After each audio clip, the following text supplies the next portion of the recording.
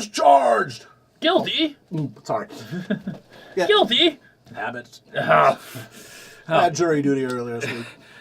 Evening, folks. I know we got some new folks in the stream tonight, so Howdy. we'll take care of a little bit of introductions right here. My name is BaronEngel. Mine's not. This is Caradwin here. He's my co-host on these streams. We usually do these every other Saturday night, but because next week I'm going to be off at BabsCon, we, instead of making you wait 3 weeks to have some fun, we're doing it tonight. There you go. Yeah. Mm-hmm. So, and there's also going to be a bonus show on Wednesday, but more about that a little bit later. Yes. Right. Yes. So, welcome to some folks in the list I have not seen before. I'd like to say hello to you all. Mm-hmm. And say for the folks who are new and folks who are not so new. First thing we usually do, Baron's brain is an odd thing. It is not lubricated by oil, but with fine rum and tequila. And bourbon. And scotch and whatever else happens to be around. So we need to prepare for Baron some brain lubricant. And every show we have a cocktail, which we mix up right here. Mm-hmm. Get them started, start them like a chainsaw, and there you go. Don't have to prime me. There you go. So let me see. Yeah, and tonight we're going to do the cocktail that we were hoping to do last week, but an important component did not arrive in time. But tonight it did. It's the Hurricane. Yes. Let me set this up here. And this is actually going to be quite a bit of preparation he's going to do. Oh yeah, a lot of ingredients. Mm-hmm. More like a weed whacker. Thanks, Arctic. Love you too. Just about. There we go. So you're going to fill up most of this glass, and it's a pretty. It's described in the recipe books as a boozy drink.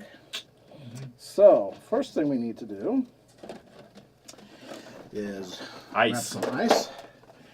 And by the way, for folks who maybe are getting new to the idea of making cocktails, believe it or not, the quality of your ice makes a big difference. Get your good bag ice at the store, or get fresh ice out of your ice maker or your fridge, but if there's a water filter to it, don't use the ice cubes that have been sitting in your fridge for weeks. Otherwise, your cocktail will taste like meatballs. Yes. Okay, so let's see here. First thing that we need, you pass over the white rum. I can pass it to white rum. Is about 2 ounces of white rum. That looks like about 2 ounces of white rum, besides we have to kill the bottle. But by the way, Octavia, I'm wearing your shirt tonight. That goes to recycling. Yeah, well, darn, I'll have to get another bottle. And the dark rum. Which we're starting. The darkest of dark rums. Yes, which, there we are. Cruzan Blackstrap rum. Mm-hmm. And about, not much. Alrighty. So, then... Don't worry, Orca. Cat's Paw is driving. Alrighty, so we're going to need... Yeah, this one's big enough he hasn't need the instruction list. Yeah, we're going to need a little simple syrup. Now, simple syrup is basically really concentrated sugar water. That much. We're going to need a little bit of grenadine, because that gives it its pretty color and a little bit more sweet. This is a very fruity drink. It's from pomegranate juice. Yep. And you get this a lot in New Orleans, particularly around Mardi Gras. Mm-hmm. All right, so then we need, I have not made this one before, so I'm looking at my little list here. We need a little bit of lime juice. Let's see, that's actually lemon juice, because that's in the greens. Okay, here we go. This is lime juice, so I'm going to put in about that much. And then we need some orange juice, which was on my tree earlier today. Yeah, he has citrus in his backyard, so this is fresh. And that helps too. Mm-hmm. And then the hard to find sometimes ingredient is passion fruit juice, which I had to order this online and get it as a concentrate. Let me tell you, as a concentrate, it's pretty nasty. But straight up, there we go. Oh, there we go. And then we grab this, and we're going to prep the glass here. Yes, it does have a bit of, actually you're correct, Richard, I think it does have a bit of raspberry to it. There we go. All right. Now, so I don't deafen you folks with the sound of shaking because it's pretty loud, I'm going to turn down the sound. Yeah. We'll be back. Don't worry, this is all planned.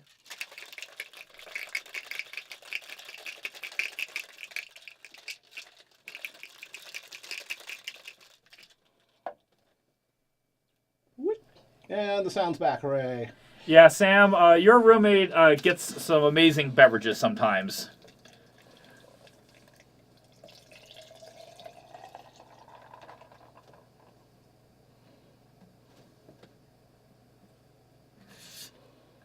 Now, I've had hurricanes once in my life. Mm-hmm. Had Now we're them, going to have it twice. had back in college. And it is one of those drinks that I remember someone served it to me, but I don't remember much of that evening. Well, again, there's a good 4.5 ounces of liquor in this beastie. All right. Yeah, let me know how that is. We shall see. We shall see. Let's find out. Looking for a wince.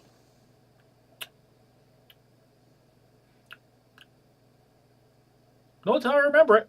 That could be good or that could be bad. I forgot. Passion fruit has a very distinctive flavor to it. Yeah, okay, that's. Right. So note in the future we'll make it. We'll make it without passion fruit. Yeah, but I mean, pineapple juice might work pretty good with that too. Right, we do have some of that. Hang on, this. I got that. Here, I need this. Does it need to be sweeter? It's not that much that it's sweeter. Passion fruit has a particular astringent taste to me towards it. It's not so overpowering. Now I'm not like I gotta drink this, but it's like going. I drink it and it's like sour, bit of sweet, sour, and it's like this little bit almost kind of like a cough syrup. Like at the back of the tongue. Yeah. That is cut by sugar. So you know what I'm going to do? I add a little splash of simple syrup to that, or grenadine. I'm going to do that. All right. Let's see what this does for the mixture, folks. Yeah. Now this is actually would be a little bit darker than most because we only had a little bit of white rum, so I put in more dark rum than normal. Better. There we go. Okay. This is a learning process and an iterative process. Yep, and that's the thing about having a good bartender. They right. learn your needs. All right, now before we start actually creating art. What about old art? Yeah. Old as in a week old. Yeah, unlike the usual 2-week hiatus, we've got a smaller selection. Of course, I've been working on commission work too for folks, and that's been taking up some time, including yours. Yeah. Kato, go get you some chrome. All right, here's a little bit of art. Yeah, you guys might remember this one. This was created on April Fool's, which was last week's show. Yep, and Celestia trolling Twilight was a suggestion. Yes, and of course some people say that it was more Molestia than Trolestia, and I'm thinking, well, they be mutually exclusive anyways? There are clothes on, but it can't be Molestia. Yes, and so I basically did all the line art of the figures, but I decided I'd actually go through and do the shading and then show you guys how it ended up being. Howdy there, Ari. Alrighty, so here we have. There we go, the lawnmower. Yes, a little bit. This actually happened this week in my Quest for Dreamscape, and I decided to sketch this up. Apple Bloom is getting a wee bit more creative in the dream realm when she has to deal with problems. Now, not everything is disasters. In fact, I need to put some more stuff of her playing around with. Sometimes the dreams are good. Yeah, just playing around with just fun critters she finds. All right, and this also was done last week, if I remember. Yes, that was actually Cold Silver's commission. Yeah. No, it was Patreon reward. Yeah, which amounts to the same thing. Yeah, but once again, I wanted to scan it and folks can see a little bit better, and I've just been cleaned up in Photoshop. Yeah, so, and that one you call that mirror. It's a mirror Octavia. So that's basically the Tina Guo or Lindsay Sterling. Yeah, bet that was Lindsay Sterling. All right, and now we have the unique product of Dr. Engel's Leather in a Spray. How do your characters get those really nice, tight, shiny leather whatevers on, over their fur? The answer is it's sprayed on. Oh, okay, I'll explain that just a little bit to her generic in just a moment when we're done with this. Good question about Dreamscape. Yeah. Speaking of. Now we have a little character here that actually we met in a game that you ran, if I remember correctly. Or was it Catspaw. Catspaw ran that one. Yeah. This is a Golden Bill, and for you folks who follow me on DeviantArt and follow my Dreamscape, basically Golden Bill in my Dreamscape is Scratches, final Scratch, but she goes by the name of Scratch in this on the Dreamscape. Basically, it's SO and business partner and partner in crime in general. And she's come back from basically being all over Equestria collecting information. Yeah, they're friends. With their friends and collecting information about my household in the Dreamscape. So that has gotten a little bit kind of interesting. And for you folks who are following me on Patreon, you've already seen the two most recent postings, so you know how Scratch is starting to throw her net further and further afield to basically get more information. Yeah, yes, and here's Miss Scratch apparently has more than one friend. Well, this is just simply playing around, just a piece of shipping art.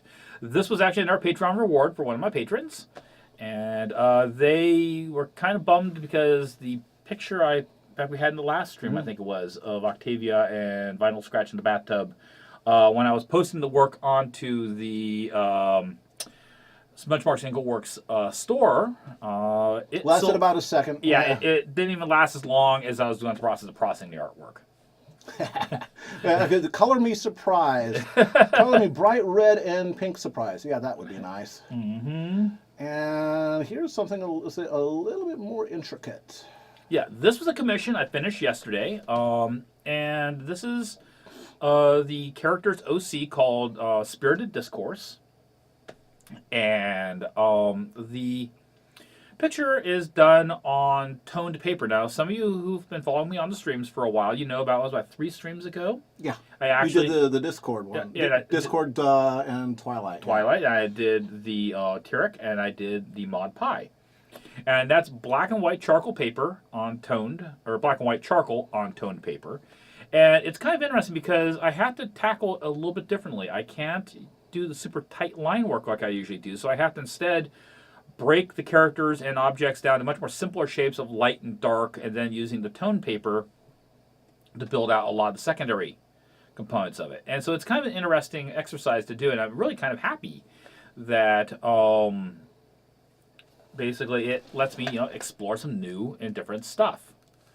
And the fact that I had a client come forward and say, yeah, I'm willing to try this. Because I tried basically promoting this a few years ago and got this kind of, no. So, well, there we go. There we go. All right. And that is, it's a relatively short slideshow this week because it's been 1 week instead of 2. 2, yeah. I guess we're just going to have to make, new art instead. Mm-hmm. All right, so what are you drawing first tonight? Well, what I'm going to be working on is I'm going to be working on some Patreon rewards. I'm going to at least work on 2 tonight. I'm going to be working on Suras, and I'm going to be working on Gold Furs. Excellent. So I'll be jumping on those, and while I'm doing that, I can do a little explanation to some of the folks who are new here, who might be wondering what the heck this Dreamscape thing was I was talking about. They're a little more lubricant. Alrighty. So, let me first get my drawing board up here. There we go. And also, too, we need to take a moment here and do something else. And that is the drawing board that you see here, and almost all the drawing supplies that I'll be using here tonight. I get or have been provided by University Art in San Jose, California. We also have stores in Redwood City and Sacramento. I worked there for almost 20 years, and they recently came forward and said, especially my old manager, he said, I've been watching your stream, lurking in the background. So, by the way, if you're lurking, Mike, hi, Mike. And he was able to convince his higher-ups to basically do a sponsorship to help support me with my work and everything. So, yeah, I know I'm going to switch to glasses in a moment. I know. Something else for the people that are new. We need to take care of Baron to remind him to do his stretches, to remind him to change his glasses to the right glasses. We're all taking care of your local artist. Mm-hmm. So, yeah, University Art, excellent place, especially if you need to have framing done. Very high-end framing. There. So we've taken care of our first sponsorship beep of the night. So, back to the Dreamscape thing. I'm a lucid dreamer, which means that I can remember what I've slept, what I've dreamt. I'm a little bit unusual, though, in that if I go to sleep, have a dream, and remember it, I will quite often, the next night, if I seem to have liked it, will resume that dream and pick up where I left off. His brain is a soap opera. Actually, his brain is about 4 soap operas. Yes. And one of the ones is Equestria. I have an Equestria Dreamscape going on there, and I've been having dreams there since 2011. And it's an ongoing thing, and I work for the Weather Service there, so Rainbow Dash is my boss, along with a couple other things. And it's very fun, and it's very full immersive, and so I get to have to preen my feathers, and I know it feels like to fly, including if you fly into something, which hurts. Okay, so the first thing we're going to be doing tonight is we're going to be doing a picture here of this kind of combination pony dragon, and she likes to cook. So that's what we're going to be doing. We're going to do a cooking picture of her. All right. Yeah, and Seven says that because of you, Seven's been reading Silver Glow's journal, and it's an awesome fic, and can totally now see Silver Glow because of your sketch. And now, now Seven calls any tall building a sky scratcher. I'm going to slightly re-aim the camera here. Is it got some little tweaky there? There you go. And then zoom in. Now I can do that electronically. Yes. Now I'm just very, very quickly setting things up here. So once again, if folks are new, this will get darker in a little bit. I'm just putting in the basic. The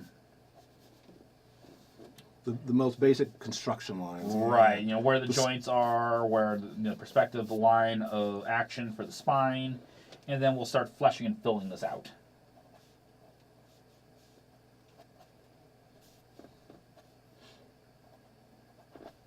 Yeah, so I can. So you got all three lights on? Yeah, Yes. all three lights are on. Yes, good. And I got the reds and the blues, so we're balanced. Okay, so I will brighten it a little bit. How about a little more exposure? There we go. Yeah, the lines sort of disappear a bit, but they will crop back in just a moment. Yes, is he really actually doing anything? Is he just messing with our minds? Is he just like, I'm waving my hand over the paper? It's magic. It's a ritual. Yeah.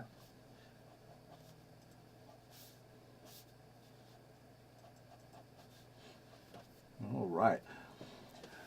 So while he's doing that, one thing that you get when you come here is old man stories. We're both old man. I remember when. Hey, somebody I think that is new. Hello, Gabe Martinez. Oh. If you have not been here before, hello, hello. If you have been here before, welcome back. And have we seen Feedback Jack before? I think that's new too. Yeah, okay, well, so again. Yeah, we got a whole bunch. Anybody else new? Wave, Yeah. say hi. Yeah, chime in. Please not be Yeah. be shy. We don't bite. We love new people. Yep. So Baron is the arty guy, and I am Carwin. I am the blah blah guy, and basically the hit all the buttons to the side guy. And because he hits all the buttons, the show goes off looking a lot more smoother than it would in real. If I had to do all the work. So he also plays the piano and the keyboard. Not play serious business. It's play. Yeah, and I make no particular claims as to quality. I've suffered for my art. Now it's your turn. There we go. Alrighty. So, I mentioned earlier jury duty. I was on an interesting case. So in the end, they ended up picking folks besides myself. There was 130 of us that started. They winnowed it down to 16. I was about number 20, so I barely escaped there. Was a very interesting case. A fellow who is alleged to be in a gang, the Norteños, is alleged to have basically done a, lack of a better term, assassination of a rival gang member at the order of one of the higher ups. That's the allegations. So while I am quite happy to not be sitting there for the next month hearing all the grisly evidence, I'm also a little bit sad that I don't get to see it through. It's an interesting case, very serious one. So yeah, that was interesting times. Interesting times. But that also means that I'm free for the next year, so they can't call me back. So. All right then. So we've kind of got the basic joints in. I've got more or less the basic location for the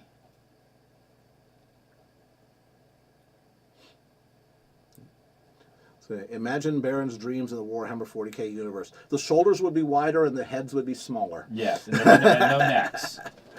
Yeah. And sorry to hear about your dad there, Cretius. You know, we're all hoping that turns around for you. Mm-hmm. So Seth would like to know, some people use partial gloves to protect the pages they draw so they don't smudge the pencil, but you don't. How do you manage not to smudge? Just a little side thing, his wife's nickname is Smudge. So he smudges. Yes.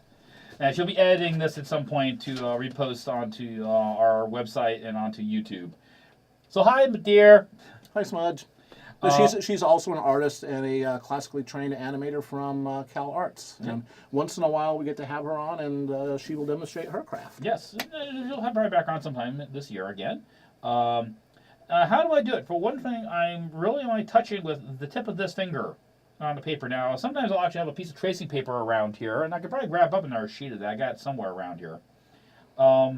Just being very, very careful. Now, when I was working on that charcoal piece, I really had to watch out because charcoal, you look at the wrong way, and it's going to go smudging all over the place. Yeah. But as needed, I can also fetch you some baker's parchment, which does as actually, long as it's not wax paper, it does really well. We should have a pad of tracing paper down there, I believe. Let me check there. Oh, excuse me. Pull me off a sheet. That'd be great. Or maybe not. Okay, I thought I did. Oh, the Eldritch Abomination. Oh, you yes. you need to put that up on the store. Oh yeah. Oh, actually, I think I see a piece of paper sticking out right down there. Just there we go. That'll work. Doesn't have to be super pristine. There's no drink on this. No food. That'll work. So yeah, you know, when I get to the shading part of it, I'd want this anyways. So I might as well get it out now. It does make life a little bit easier. But sometimes I'll just draw and I just don't. I'm just very, very careful where I put my hand. And a good life lesson, that. yeah, and yes. And it does mean that when I'm doing my shading, I'll sometimes think, okay, I want to shade this part of the figure first. Then I'll work down this way. I don't want to shade down here, then work up here because I'm putting my hand on it and getting stuff smooshed.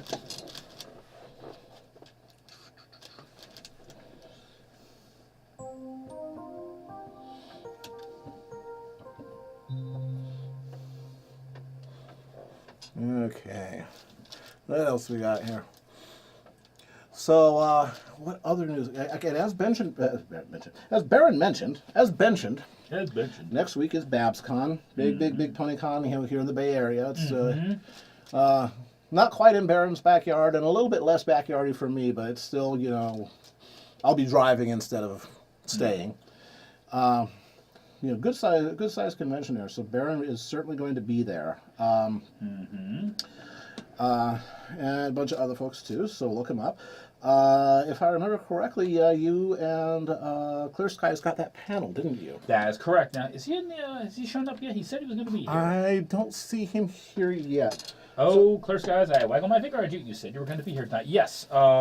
We are doing the Roan RPG panel for the Roan RPG game. That is going to be Friday between 4 and 4:45 in Hall 3. What you're calling the Hall of Magic, if I remember correctly. And we are going to be talking about the Roan RPG. And we will also this next weekend be in the game room at BabsCon. Yep. Roan is a diesel punk 1930s Raiders of the Lost Ark style role-playing game, wholly original. Yes, it has ponies, but it doesn't have those ponies. And I'll say quite a few of the folks in the that come in and out of the chat have had something to do with it. Again, Cat's Paw did the layout. Cretius was one of the artists. Cretius was one of the artists, and Foxfire did some work for it. Yeah, too, Foxfire did some writing. Yeah, and there may have been others, but I don't see the entire list at the moment. So again, if you like your Miyazaki, if you like your Raiders of the Lost Ark, but think that it would be a little bit better if only it had ponies, boy, do we have the game for you. Yep. And Clear Skies is already working on writing the first big expansion book for it, which is Roan: A World at War, and that will be really kicking off in 2018. We'll be sourcing that, but he's doing all the writing and getting everything set up and edit first, so it's going to be a really nice thing. And like I said, we're going to be running like pickup games in the game room all weekend. I will also be stopping by Earth Pony Creations table. You may also know him on Twitter as Blazing Beams. He is the craftsman who is making some amazing work by laser etching wood and other materials. And he has taken to doing my Equestria architecture and some of my other Equestria sketches and illustrations and putting them onto wood. And he's going to be there selling his stuff, and he's going to have some new items this time around. He's going to have Chrysalis's Hive, and he's going to have Snowfall Frost's home from last season's Hearthwarming Eve special. Alright, hopefully this is getting dark enough now that folks can see this. Runs a tabletop game based off the Ubiquity engine. And it's been getting some pretty good reviews by folks. Even folks who are not into Pony but just into RPGs saying, hey, it's a good, fun game. And it's in a very seldom visited genre. There's a gazillion superhero and fantasy and a good handful of science fiction. This is kind of an unusual genre to work in. The whole Doc Savage, diesel punk genre. Yeah, a little bit Call of Cthulhu in there. Generic, you asked a question about why don't I usually work in pen ink. Simple. I think I suck in pen ink. I think I utterly blow. My wife does far better pen ink than I do. It's one of the medias that I can do workman-like work in it, but I've never been truly happy with my pen ink work. I have been continuing to play around with it, and I have hopes that someday, before I get too old and shuffle off this mortal coil, that I'll actually figure out how to, in my opinion, turn out a decent pen ink job.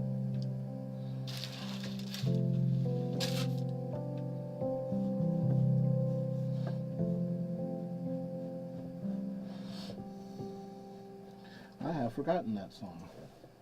I should know that. Can you remember the song tonight? No, I'm getting old. Aye. Aye. And if he falls in love tonight, it can be assumed.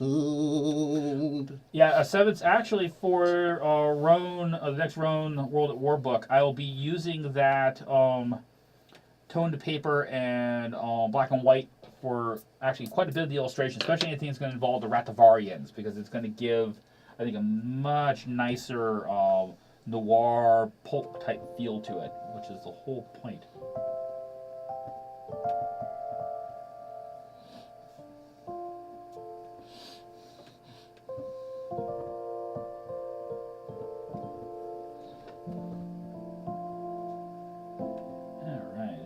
She has not one horn, but two horns. She has a backup horn in case one of them suddenly conks out while she's levitating something.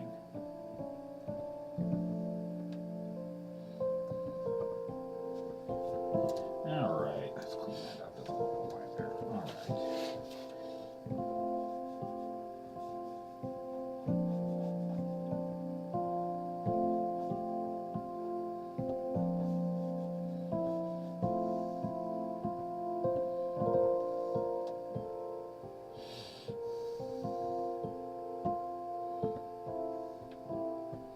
Or change. Well, that's the simple fact on that. Generic is that in my Equestria Dreamscape, there are all kinds of very simple herbal solutions to the problem that actually really work and don't have any horrible side effects to any party. And also, to a certain extent, Bettina has simply stated that the safeties have been put on. So unless my subconscious says, yeah, you're going to have a family, nothing happening.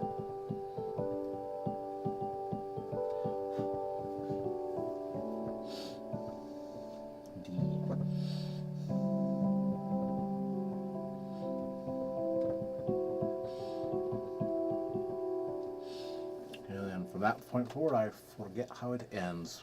it helps to have an orchestra and a 100-voice chorus and to be Hans Zimmer. I am not Hans Zimmer.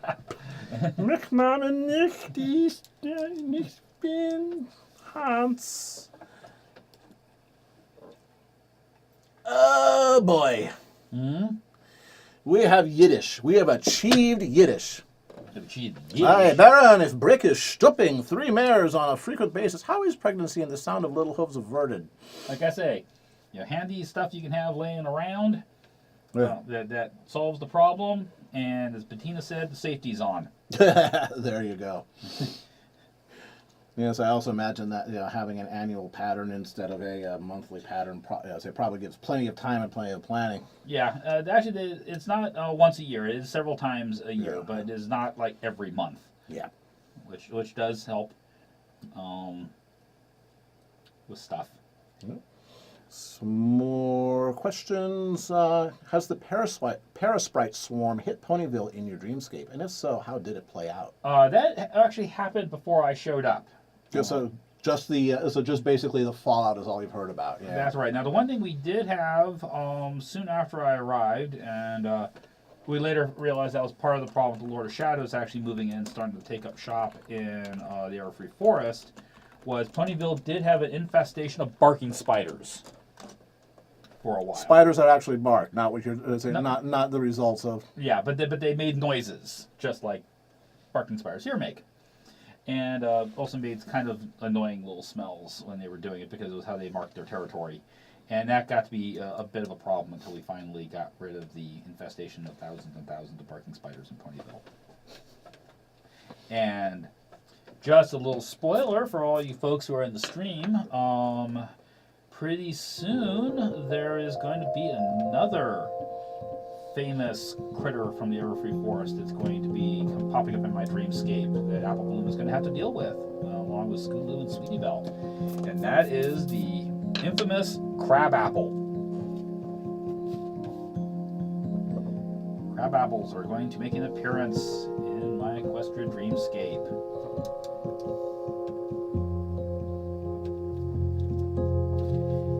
Hey, Kelly's here. Hello, Kelly. Hey, Kelly. Kelly, if you folks aren't following Kelly on her stream, she has how are you feeling, Kelly? I know you sound like you were a bit under the weather. Lying in bed, trying not to die from feeling sick, but I'm here. Ooh. Well, I hope you get better, Kelly. Is it something you ate, or did you get the flu?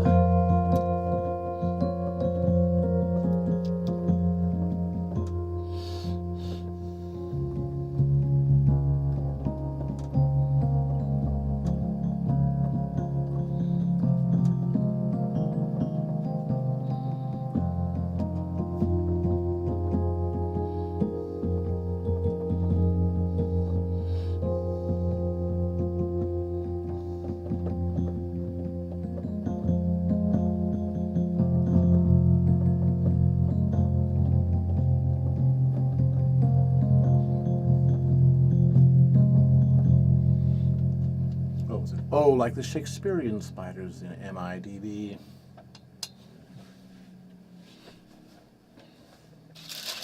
Okay. Romeo, Romeo, wherefore art thou, Romeo? I'm right over here. I'm hiding behind the tree. Now, there was a old-timey comedian, singer, actor named Andy Griffith that had his take on Hamlet and Romeo and Juliet and the opera Carmen, and from, shall we say, a woodsy, folksy point of view, sort of his generation's Jeff Foxworthy. That was I found to be quite hilarious. Oh, but speaking of old actors and everything, and passing on, we lost Don Rickles. Yeah, we lost the original hockey puck. Yeah. Yep. Yeah, of course he gets to the pearly gates, first thing out of his mouth, oh yeah, St. Peter, I heard about you, let me tell you. Okay. Yeah. A regular on the Carol Burnett Show, and Johnny Carson, and the Merv Griffin Show. in Las Vegas where he could open up a little bit because he was so restrained otherwise. Oh, yes, I think the kite-eating tree from Snoopy is a wombing willow from Harry Potter. Kite-eating tree and once or twice Charlie Brown eating. Mm-hmm.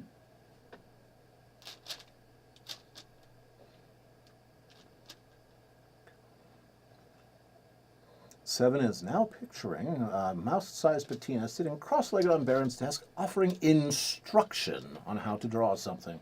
Oh, yes. Well, that happens. No, make that bigger. Oh, come on, patina. And you're doing this wrong. People aren't going to be interested in that. Look, they're going to love this. Slideshow time. Yeah. And then we fade to black. Oh, yeah. Her and her visual aids.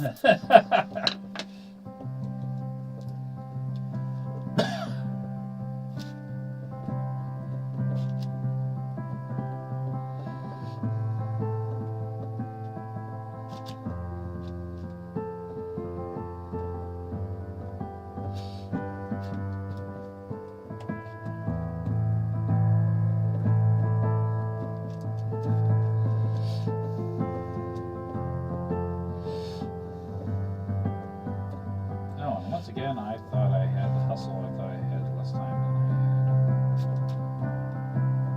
I had. Monkey has been wondering if there are knightly houses in the MLP world. Well, we do have inherited aristocracy, although at least in title, it's obviously there is an aristocrat noble class. The question, they don't seem to have a whole lot of political power aside from what they can muster with their dollars and their connections. There's no titular. Say that 3 times fast without giggling. And but we've seen no evidence of any actual authoritative, etc., other than the princesses. And even then, we've only seen authority being exercised. Well, actually, we've seen all 4 of them exercise an authority. Mm-hmm. In fact, sometimes I think ponies are rather, how should I put it, willing to play fast and loose with their royalty. Yeah, exactly. I kind of, the rarities landlord, kind of just, pushing. There's a princess right over here, and the reporter referring to Twilight as a ne'er-do-well.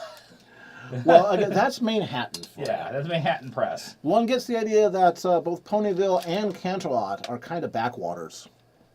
Mm-hmm. Yeah. I think things are happening and changing in the rest of Equestria. Yeah. And Kelly, yes, that is indeed a dragon pone. Mm-hmm. Yeah, and Baron's actually done Monkey Baron's actually done quite a few studies of barding, proper barding. Mm-hmm. My Little Pony adapted barding, etc. Both, sort of silly, and it's like, this stuff's being used in battle. So go take a good hard look at Baron's DeviantArt gallery in the MLP and Dreamscape folders. You'll see quite a bit, and it's all based upon actual stuff. And also, too, I need to find the old sketchbooks. One of the things I need to get back to doing is posting old sketchbooks onto eBay and start selling them, so I can have more room in my studio. Because there was some commercial work I did, well over 20 years ago now, almost approaching 30 egads, that was done as, people needed illustration work of different periods in history armor, including some horse barding. Yeah, actually, Mr. Catspaw, would you be so kind as to look up and post the link for Eric Elliott's, Esau's taxonomy of barding picture that he did in MLP style on DeviantArt. Esau, IISAW.deviantart.com. An excellent writer, by the way. Excellent writer, and also one of the longest-standing members of the Society for Creative Anachronisms, which is one of the first of the real medieval recreationists. We're not talking Renfair. We're talking hitting each other with sticks as hard as we bloody well can. He was the Earl Marshal of the Kingdom of the West, which basically means the chief referee for several years. very total Renaissance man. I mean, he wanted a trailer to go to various events in SCA, and so he got a bare platform flatbed trailer and built a Gypsy Vardo on the back of it, just because he felt like it. You know, he's one of those people that, you know, you put a tool in front of him, he'll pick up, he'll know how to use it, you know, very, very well within minutes. Yeah, he musical instruments, weapons. He is a true Renaissance man. One of the last of them. Bookbinding, ride a horse, you know, raise a garden, you know, feed himself. You know, he does it. Yep. Quite a fellow. And being Earl Marshal, that means he has to have a ginormous pair of lungs. He can be heard over acres of men pounding on each other in armor and be understood. Well, he was Army during Vietnam. Yeah. Yeah, he was, and afterwards he was a merchant marine. Yeah. Yeah, so interesting career. Vietnam era soldier, you know, boots on the ground. And then, again, merchant marine for several years. Then animal control officer. Then animator, worked for Atari and for Eidos. And I'm not sure what he does now. He's probably at just about retirement age. He repairs and builds things for people. Yeah. In fact, his current thing right now, don't ask me why, but he bought a church pew. At Cat's Paw was pointing out a church pew. Oh, he also was the one who made the current thrones of the king and queen of Kingdom of the West and SCA. Yeah. Beautiful, beautiful carving. Mm-hmm. So like that, many talents. Excellent writer. The Celestia Code, the Luna Codex, and he's done a couple others. I'm working my through. Now I will say this much: the Luna Codex is him basically writing some of the most amazing armor porn. And some of his observations that Twilight and Luna make about armor are based off of, yes, this man has actually worn them. So when he talks about the fact that he damn near made it to king. The best part about wearing armor is taking it off. Yes. He's not kidding. Having worn armor myself, he's not kidding. Yes, I said when I was in college, I used to go out and play too. You know, I was a stick jock. I wasn't a very good one. I was a light, but I still ran around chain. Yeah. Running around chain in the summertime. Yeah. I also did something called swashbuckling, which is basically SCA style. Flinnery. Yeah, well, aeroflinery. It's épée and cloak. You know, or épée and main gauche, a little dagger with the blade made of the tip of or the last part of a foil. Mm-hmm. Yeah. So, Seven, SCA can in fact be a way of life. You can immerse yourself in it and basically never come out if you don't want. You know, it's big enough. Mm-hmm. And there's ways you can actually make a living at. Oh, hell yeah. And I've also heard said that if you can't achieve intimate company of a member of the appropriate sex at an SCA event, you might as well give up. And that's kind of sort of true, but we won't dwell on that. Oh yeah. Keep the show good, safe for all ages. You got it. Or safe as it can be with Patino around. Yeah. And where else can you say? Can you buy the services of 100, say men and women in armor to fight a war for you with a keg of homebrew? Mm-hmm. Yeah, I mean. I still remember Eric talking about his fantasy, which was to get 100 well-trained archers, and then basically march around the battlefield in his best parade armor with a baton, and survey the battle scene and discover anybody on the opposition who basically looked like they had their act together, and then basically point at them with his baton and say, "Kill me, that man." He's like, "Yes, my lord." That was Griffin's Guard. It was the household. Yeah. He was the head of the household Griffin's Guard, and there was about 70 actual heavy fighters. Yeah, but he never got his archers. I actually agreed that... no, he would hire them. He'd hire them. With homebrew. But he never really got his true goals. I mean, eventually I was trying to get myself up to speed so I could actually join and qualify. And I will admit that I did succeed in eventually meeting the bare bones qualification to be on the King's Army to go to France to fight the French in the 100 Years' War.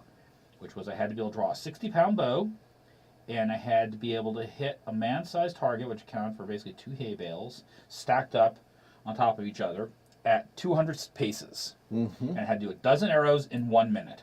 And I was able, at one point, to actually do that. Nice. Yeah. You would have qualified for the Army. Yeah, in SCA they actually use, I think that they've standardized on 30-pound bows with bird blunts. Yeah. Yeah, and of course, with strapping tape, wrap and the whole bit. Well, yeah, but I was shooting actually cedar shafts with feathers, and I was using bobkin points. I actually found someone who made bobkin points. I actually got bobkins, and I could just pull it off. And that was a bow that one of my archery instructors gave me in college. And I had that until one day it catastrophically failed on the archery range when I was shooting it. Yeah, so by that we mean, broken bow, a whole bunch of energy suddenly released, and much wailing and gnashing of teeth. No, that was actually me waking up face down in the archery field, having gotten knocked out by the bow limb actually spinning underneath my armpit like a nunchuck and hitting me across the back and neck. That's one of the things that knocked my Okay, neck. well, the wailing and gnashing of teeth, you subcontracted that to other people. Yes, well, then that was after I was conscious enough to realize that my bow was broken. Yeah. It's like, ah! Yeah, I can't afford to replace this. Yeah, well, let's say, Baron is drawing a dragon pony right about now. Uh-huh. Looks like dragon pony making breakfast, is it? Yes, she loves to cook. Yeah. She loves to cook, and so we got all the ingredients all floating around here. Got some potatoes, got floating up here. Oh, Christ, I got plenty of time. Once again, I thought, oh my gosh, I got like 5 minutes left. I'm almost... Faster. Oh, you still got 10 minutes. Mm-hmm. Yeah, again, for new folks, and there still are a few of you out there, we take a break every half hour, every hour on the half hour, so it's 6:30, 7:30, 8:30 Pacific. Take a 5-minute break to go be biological, to stretch, to, make room for, for more drinks, and then we come back. That's how we do a 4-hour show without dying. Because that whole thing bow breaking, that messed up my neck, along with me doing some other stupid things, messed up my back. So I'm a recovering back patient. Mm-hmm. And I do this for a living. I don't have a day job than sitting at a drawing table creating art for folks. So I have to be careful and manage myself, or I won't be able to do this for a living. Yeah. And that'd be sad. I've worked in the office. I've done the office blowing stuff. Yeah. Yeah, Baron actually partially paid his way through art college with his bow. Mm-hmm. Basically suckering people into, shooting for 20s and then going home with a bunch of 20s. Yeah. Yeah, so it's like a pool shark except with a bow. Yeah, I had good enough equipment that they go, oh, well, gee, he looks like, he's got money at least. He's got enough money to afford this equipment. It's kind of weird, though. I purposely had stuff that didn't color match and everything like that. And I would kind of pass off this whole, gee golly, willikers, I love shooting archery. Can I join you guys? The guy at the archery shop told me you guys to shoot on Wednesday night. Can I come in? I got some money.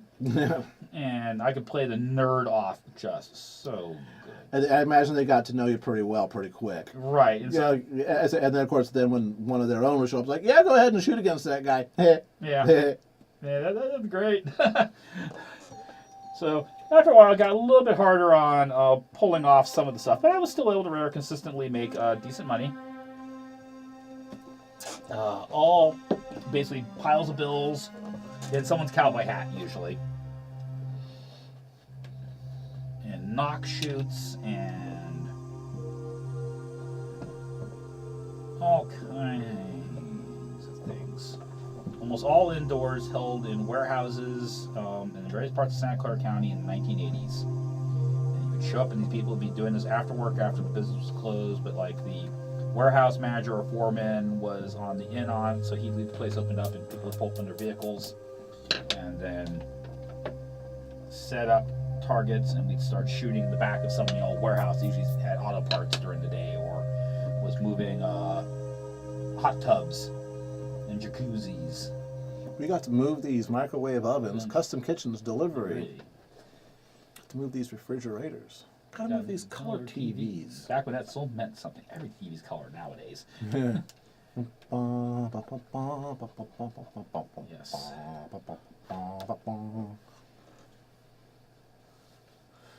That particular song had Sting doing backup vocals. Yes, and that was one of the first computer animated music videos. And we're talking like really, really, really back when they could basic animation. Yeah, well, they couldn't actually see what they were doing. They were just putting code in on the screen. Then they had to render it to film, and then view the film and see whether or not they did it right.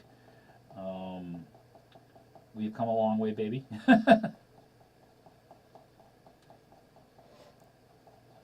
Yeah, so speaking of odd cameos, there was this song a long time ago. The singer's name was, he went by Rockwell. And he did this, I always feel like somebody's watching me. Mm-hmm. And I get no privacy. So it sounds like Michael Jackson. And it was Michael Jackson. Jackson. Yeah. Yeah,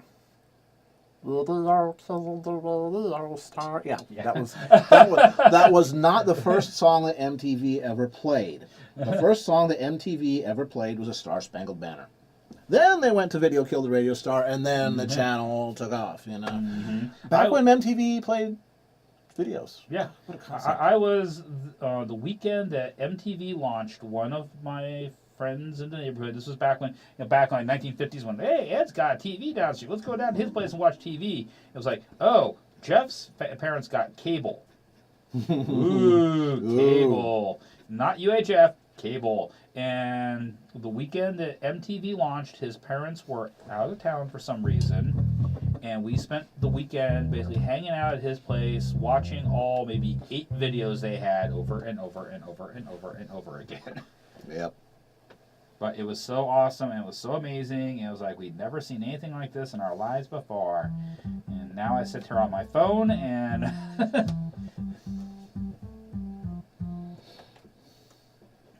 Well, good luck with that. Patreon's an amazing way to actually get some support and some feedback and some traction. Especially if you're doing anything nowadays where you might be also putting up on YouTube, because YouTube is radically changing their monetization plan and not necessarily to the benefit of smaller. Right. Yeah, you can't monetize until you have a total of 10,000 views. Mm-hmm. But other people can monetize off of you.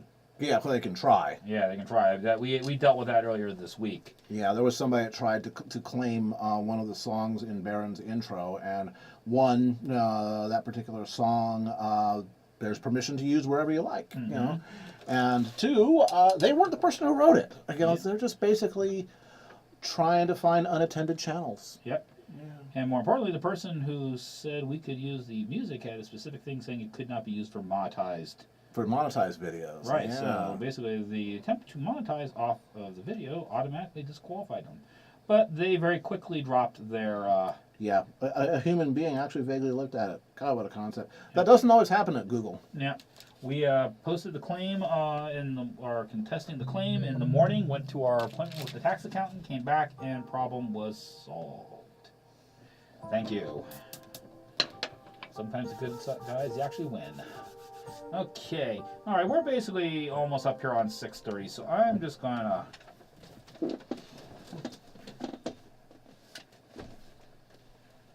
do this sign off on this guy. For an hour's work, that kind of came together kind of nice. Good old 7 cents, yeah. Didn't get the innuendo. Open up your fruit cage, yes, and I will be your bumblebee. Mm-hmm. Open up that fruit cage for that fruit that is sweet as No, I think it's supposed to be 10,000 views overall for all your stuff, not for a single video. Yeah, overall. Overall, not for a single video. I mean, if that was the case, almost everybody would be getting, cut from the chase. I'm going to switch cameras there. There you go, yeah. That's close now. All right. So I'm going to switch glasses now because I can't read that monitor. There you go. Let's see. Yeah. 1 or 2, Engineer Sam. Most of them are troglodytes that are not allowed to see the... Google still tries to say, yeah, we're just like a startup. No, you're the second largest company by market value in the world. Stop pretending to be a startup. Stop trying to make people work 80-hour weeks. You're not all that. No. Yeah. Yep. It's really something. Okay, well, we're going to take a 5-minute break, and then we're back. When we come back, I'm going to work on someone else's Patreon reward. I'm reaching for the intermission right here, and it looks a little bit like this. See you in a bit. And hello again. We're back. Mostly him. Okay, well, all you folks have stuck around for the second hour. We're going to go on to our next piece we need to do. And this is going to be Patreon reward for Goldfur, who's in the stream right there. We see you. At least we see your letters. You know, the gold font. Yeah. The goldest one. The gold, yes. So we're gonna be doing that, and this is gonna be an interesting little project because he's got a series of sketches he wants me to do, either as singles or as pairs. But eventually, over several months, he wants to do all these drawings of these characters are in this team that he's created for a story, and he's gonna eventually take them all and kind of Photoshop them together as one big thing. But that means I have to make certain I keep all the characters basically on the same plane to make it as simple as possible for him, and keep the size scale correct. Yeah. And then scan them and composite them. You know, he's going to take care of that himself. That's his. But I create the artwork. He puts it all together. So Post-production. Post-production. We'll fix it in post. Yeah. So what I'm going to be doing is actually not a pony tonight, but a dragon. Ooh. Hello, Catmull. Yes. Doing a dragon, and I'm very happy that Goldfur did tell me through an email just right before the stream started that the dragon is not much bigger than a pony. So I'm not going to draw this. And then he has to go, okay, great, now I gotta go into Photoshop and I gotta take it and reduce it down the size to make it fit. So we're gonna make this kind of all come together. But for all the drawings I'm going to do with this, I'm going to basically make sure I measure up a certain point from the bottom of the paper and keep that consistent across the bottom for scaling reasons. Excellent. So that's what we're going to be doing. I'm going to be doing Cinder. I'm going to be doing that. So let's switch off. So kind of doing, actually, really doing back-to-back dragonish type things tonight. Oh, Indeedy. oh well, what do you know?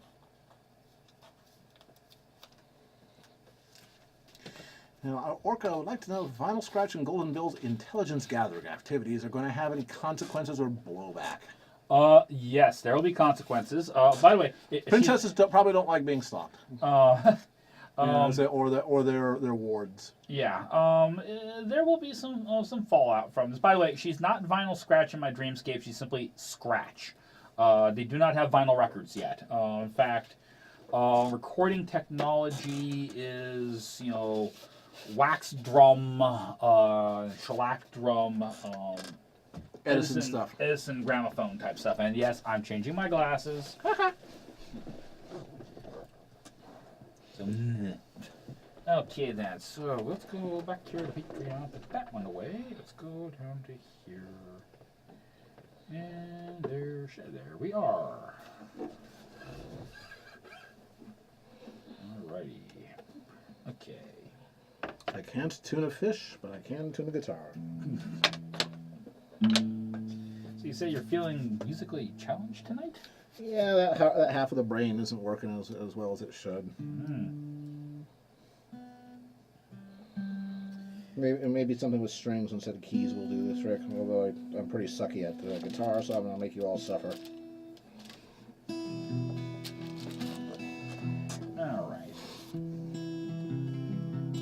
Okay, hey, Goldfur, I want to ask you a question.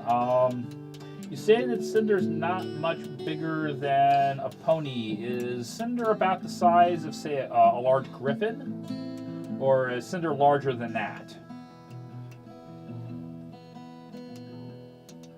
I'll wait a moment to hear this pop up in the chat, because I know it takes about, 20 seconds for it to trickle down and about 20 seconds to trickle back up again. And the answer to that, Lars, is what I have to remember exactly what the chord pro is, but I think it's G minor. A. Yeah, Nibbles and Snacks is a tad bigger than Big Mac. Okay, thank you. That gives me a size scale to work with. All right. Golden Bill and Scratch are quite a thing, and there'll be a whole lot more Griffins popping up in the Dreamscape pretty soon as a result of Scratch and Golden Bill. And you're going to have zebras, a fair bit of zebras showing up too.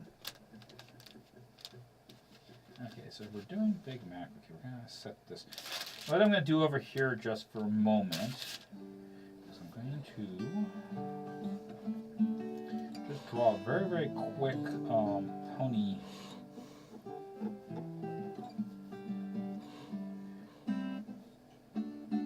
use this as kind of a benchmark, because sometimes it's going, okay, yeah, I remember how big that's going to be, and then you get a few months later, you look at all the other characters and go, oh man, I blew that. Completely got my scales off wrong.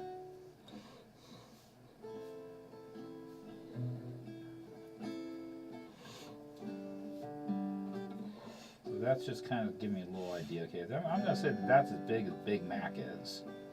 So that's kind of my Big Mac baseline. Now, of course, Cinder can sit back on her haunches and got a little bit longer neck, so I'm going to say a bit taller.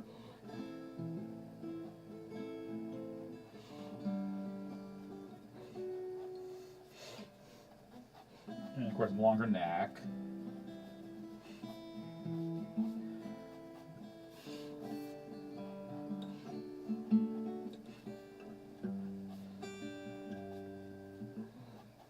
You're sharp.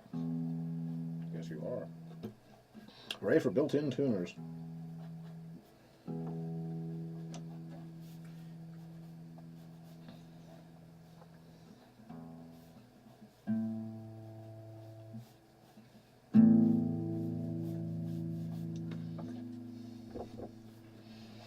I'm going to shorten up that neck a little bit.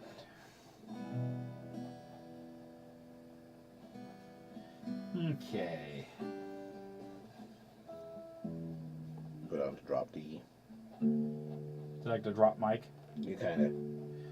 I just take the E string and tune it down to D, so down one full stop.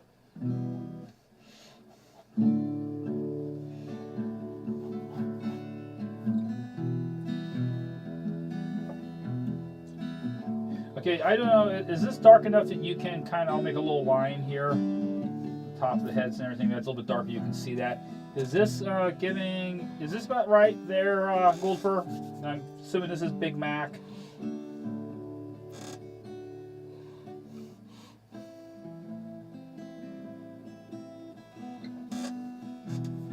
Good night, monkey. Didn't there used to be an APA or a magazine or something or a comic called Griffins Are Neat? There may have been back in the day. That sounds familiar. Talk about blast from the past. Mm. Completely coming out of the blue. I'm gonna say some name. You're probably gonna remember it. Brower Brazzle. I remember. I was in Brower Brazzle. Apparently, they are looking to put back together again. Oh, Lord. I actually got approached. It's like, Well, without Fred Patton, it's not going to be Brower Brazzle. Yeah. Is that going to be Sherm? no, it's Ed Vick. Oh, okay.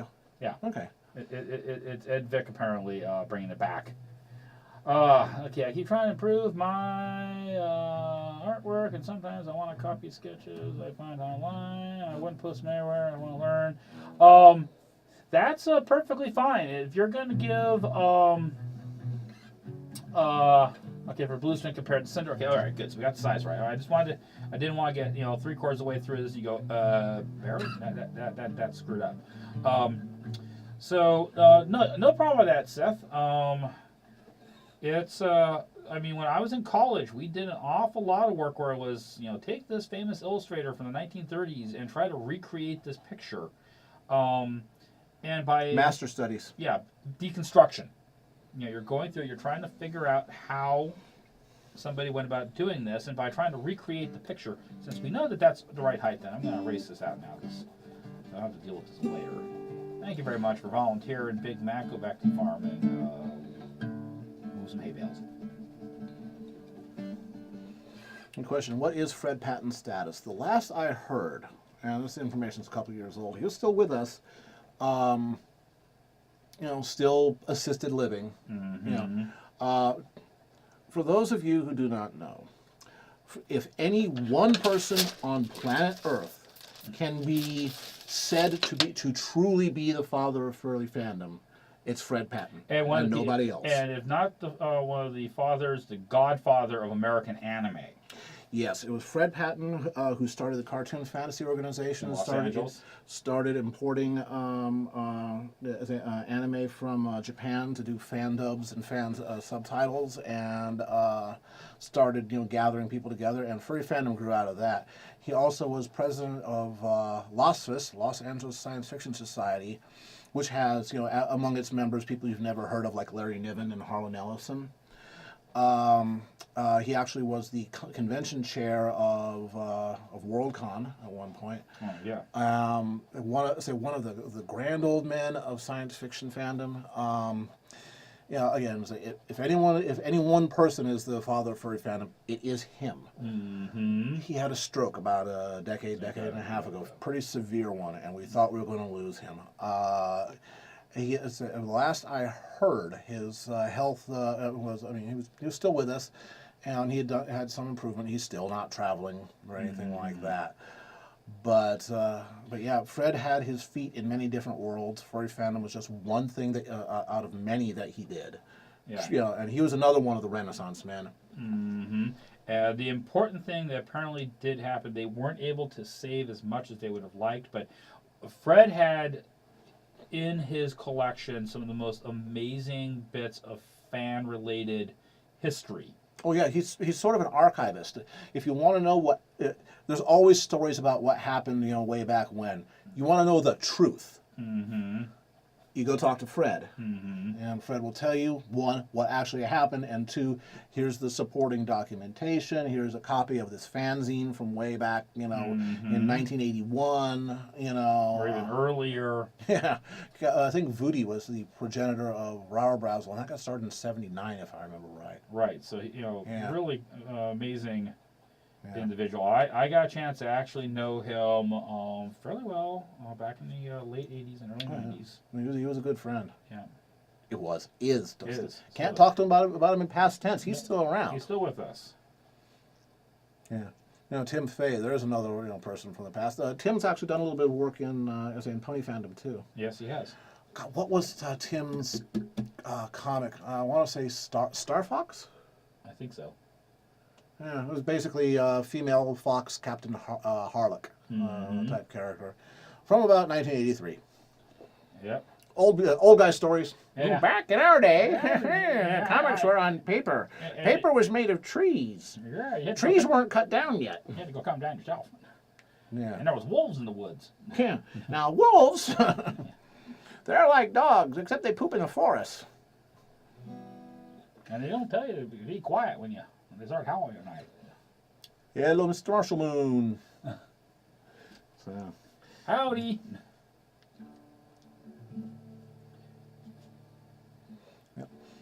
Yeah, I think that Cat's Paw. He's the only person that I'm still in contact with that has a lower furry card number than mine.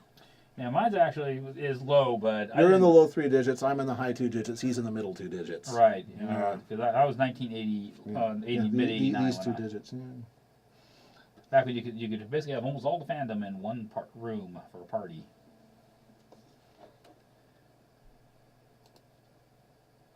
How's Chris McKinley doing? Chris is alive and well.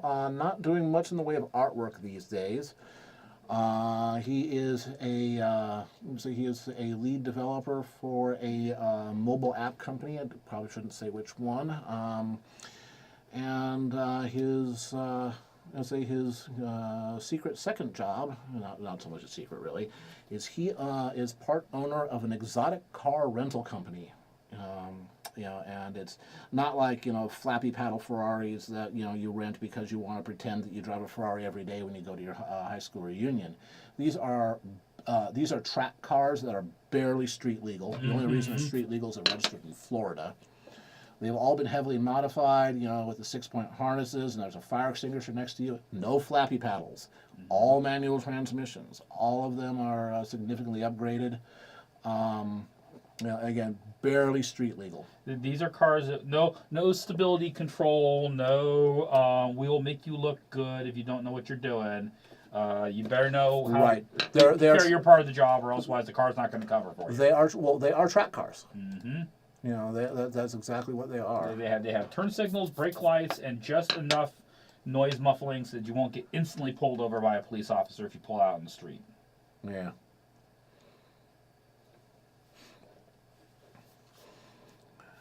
Now, so he's doing fine. It's just he just doesn't have time for art these days.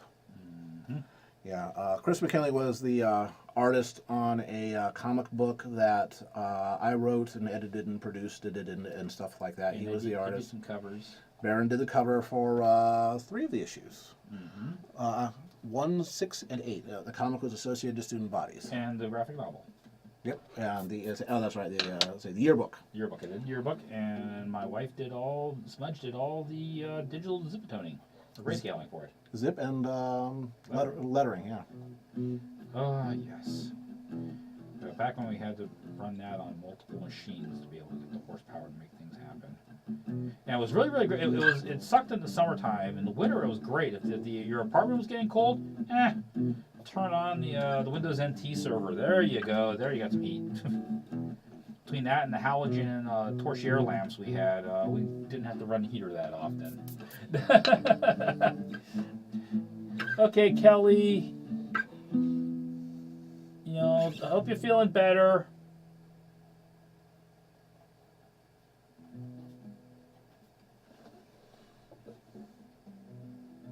Bye-bye, Kelly. Yeah. Sorry you're feeling icky. Yeah. T'Challa, you can still buy it. You can go to Rabbit Valley Comics, and they're going to do physical reprints, doing a print-on-demand soft cover, but you can also buy them in PDF form. Yeah. Please do. I get a couple of bucks when you do. Yeah. In fact, I need to talk to Sean because he was talking about having me maybe do a new cover for it at last year's BabsCon. Oh, which one of the things is Sean Rabbit and for some reason I keep forgetting his SOs. That would be Andy. Andy. They run a business in Vegas where they do event planning and not so much anymore, but yeah, they used to. Andy in particular, was an event planner for professional conventions. Yes. And for him, a small convention was 5,000. He worked on shows like CES. Right. And Interop, and these are 100,000 attended shows. Show. Yeah. So these furry conventions and pony conventions and such. That was small potatoes. Yeah. But the two of them could keep excellent bar. Oh yeah. Well, again, yeah. So and they looked good in those tuxedos. Yeah. Well, again, they were born to them. Yeah. Yeah. They're a classy pair. The difference between you and me is I make this look good. You look like you're in some expensive clothes. I look like I was supposed to be wearing this stuff. Yeah. There you go.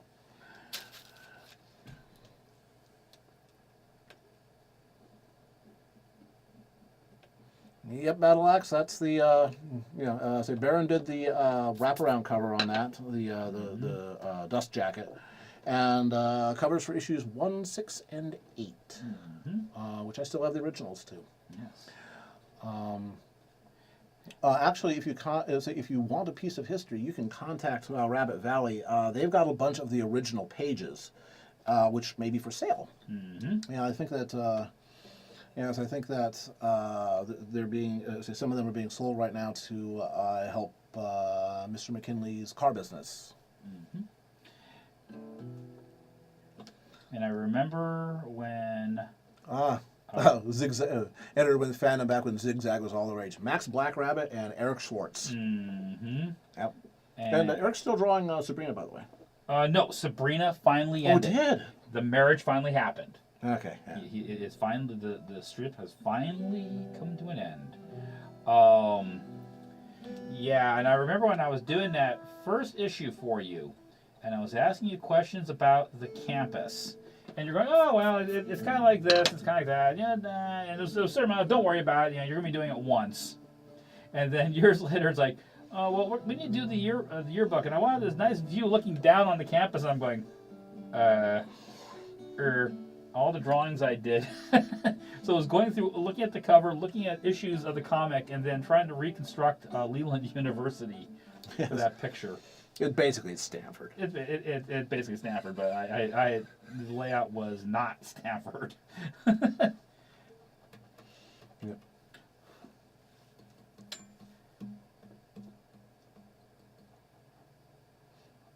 Stumble across the mid-90s looking for a Dragonheart, stumble across the Avatar archive. Was that VCL? So that was the Vixen-controlled library, yeah. Mm-hmm. Which Chris, different Chris, still runs. Mm-hmm. Although I think he's probably going to be looking for somebody to take it over. Suburban Jungle, that was the Gneech. Mm-hmm. Yeah. And of course, it was Belfry. Oh yeah. Well, Belfry is still around. Yeah. You know, That's where Freefall is Yeah. still based out of.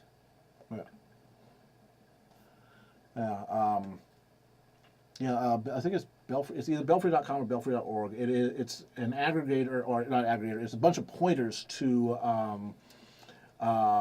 furry-themed web comics, and there's like 1,000 of them. Mm-hmm. And you have search mechanisms. I want something that stars foxes. I want something that yeah. Yeah, of course. Ozzy and Millie is back again. They're doing that. That's being handled. Yeah.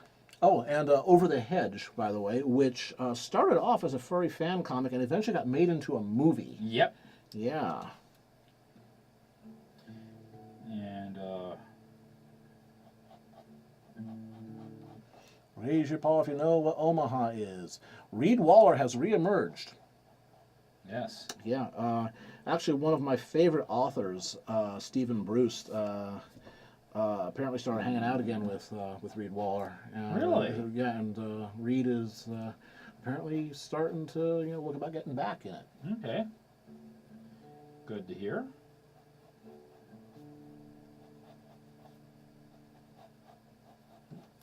It's a nice one. Generic, I actually think Sabrina predates that because Sabrina predates the web.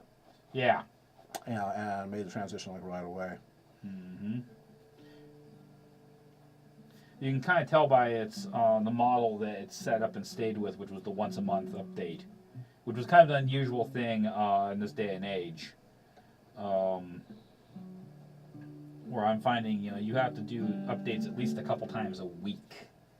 To, keep yourself not sinking below the surface of all the noise. One of the things I am really going to try and work on, I got to do some house cleaning and get things prepped for Clear Skies showing up, because he's going to be sleeping in our living room for a couple of days before BabsCon. But I am going to really do my darndest to see if I can get all of a particular dream arc posted next week before BabsCon from my Equestria Dreamscape. You're going to be busy. Yeah, it's going to be very, very busy, and it's Apple Bloom's first assignment. On her own, yeah. Well, yeah. Well, she's going to be working. She's going to have some, feedback and everything like that from Luna. But this is going to be kind of the starting point of all those pictures you've seen of Apple Bloom with the scythe or the Gatling gun or the ginormous scythe or the flaming armor. This is where it all kind of gets started. This is where she starts getting earning her stripes in the dream realm, so to speak. So that part of that little leg goes away, hide behind the wing goes by. It's underneath it. Other old comics, if I ever mentioned, Fabulous Furry Freak Brothers, of course, and Vicky Wyman's Xanadu. Yep. Yeah, and of course Tank Vixens, Mike Sagara and Paul Kidd. Mm-hmm.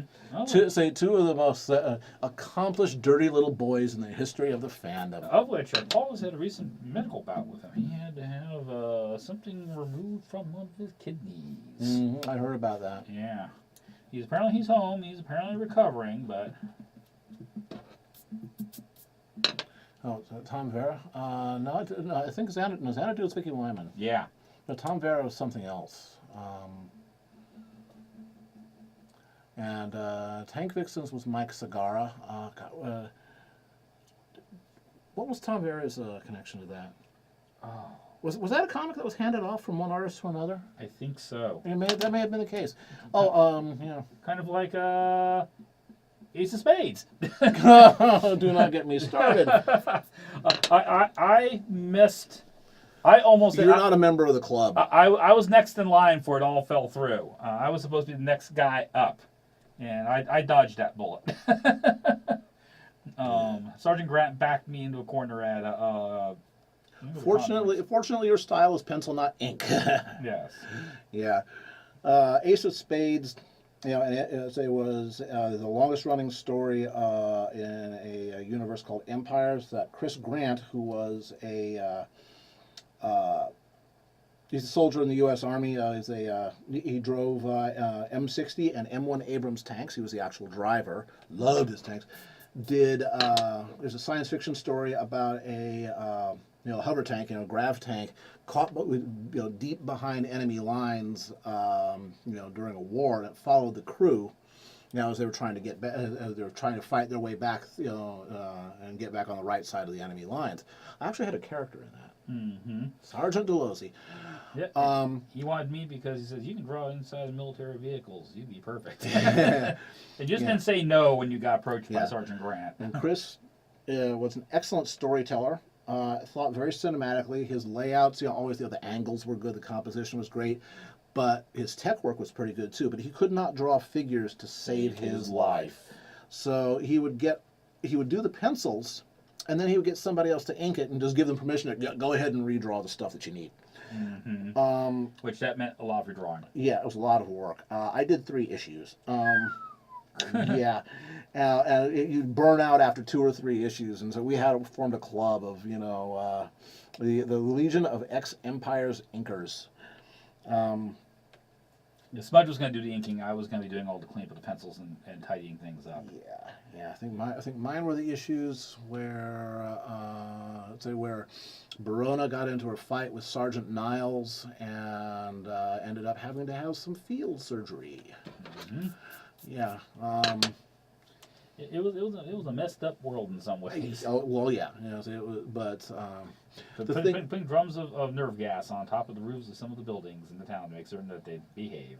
Yeah, and that whole lesbian top, tank vixens, lesbian top foxes, and hover tanks, thing was a parody of that. Because the thing is that the two lead characters, on both sides, because Chris drew stories about both sides of it. We had, again, the lone tank caught behind enemy lines, but we also saw the commander of the invasion force, Morgan. Yeah, we had Morgan. Yes. She was like a leopard, Mm-hmm. and she was a hard case, but she was doing what she was doing because she was a soldier. Mm-hmm. On the wrong side of history, but. That way it wasn't going to stop her from doing her duty. Well, basically, she was the good samurai with the evil lord. Well, I wouldn't describe her as good. She was loyal. Yeah, she was loyal and she was efficient. Yes, that was drums of nerve gas on the roofs. Yeah, exactly. So again, without malice, but without pity. Mm-hmm.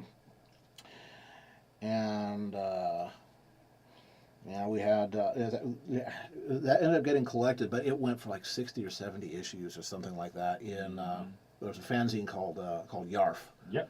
Catspaw was one of the art directors for a while. Yep, I was the publisher for a couple, 2-3 years, and I handed that off to Jeff Ferris. And Smudge and I were the art directors for a while for Yarf. Back towards the end of it, towards the end of the run, after Catspaw had done his tour of duty. Yep.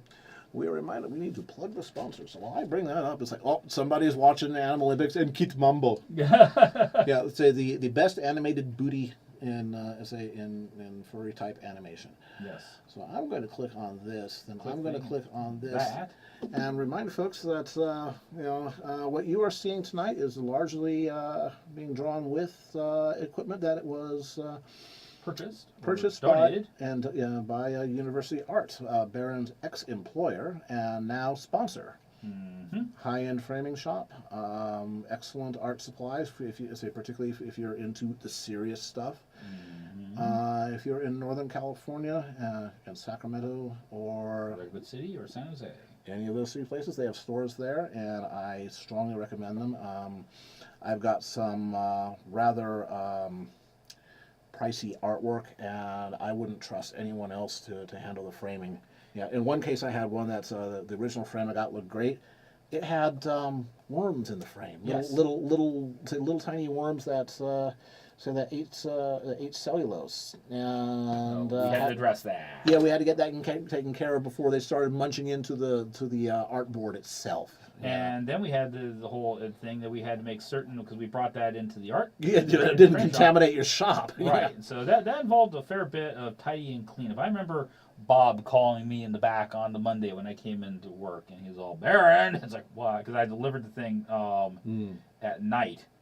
And I put a clean piece of plastic down and everything. He says, do you know what's in here? I said, I have an idea. He says, you put this in the shop? I said, where else am I going to put it? And he's You're gonna help clean the shop, yes, sir. Yeah, yeah.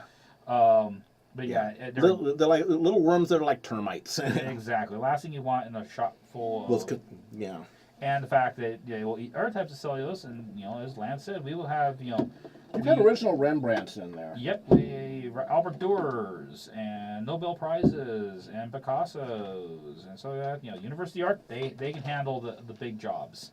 Yeah. And I worked there for 20 years. And oh, there's the villain. The villain. Clear Skies.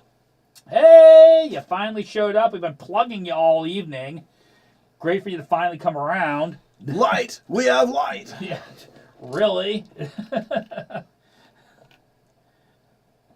Yeah, so, we were mentioning Roan earlier. Roan is the brainchild of Clear Skies, so so give him all of his mad props. He and Baron and and Catspaw and many others did this. Mm-hmm.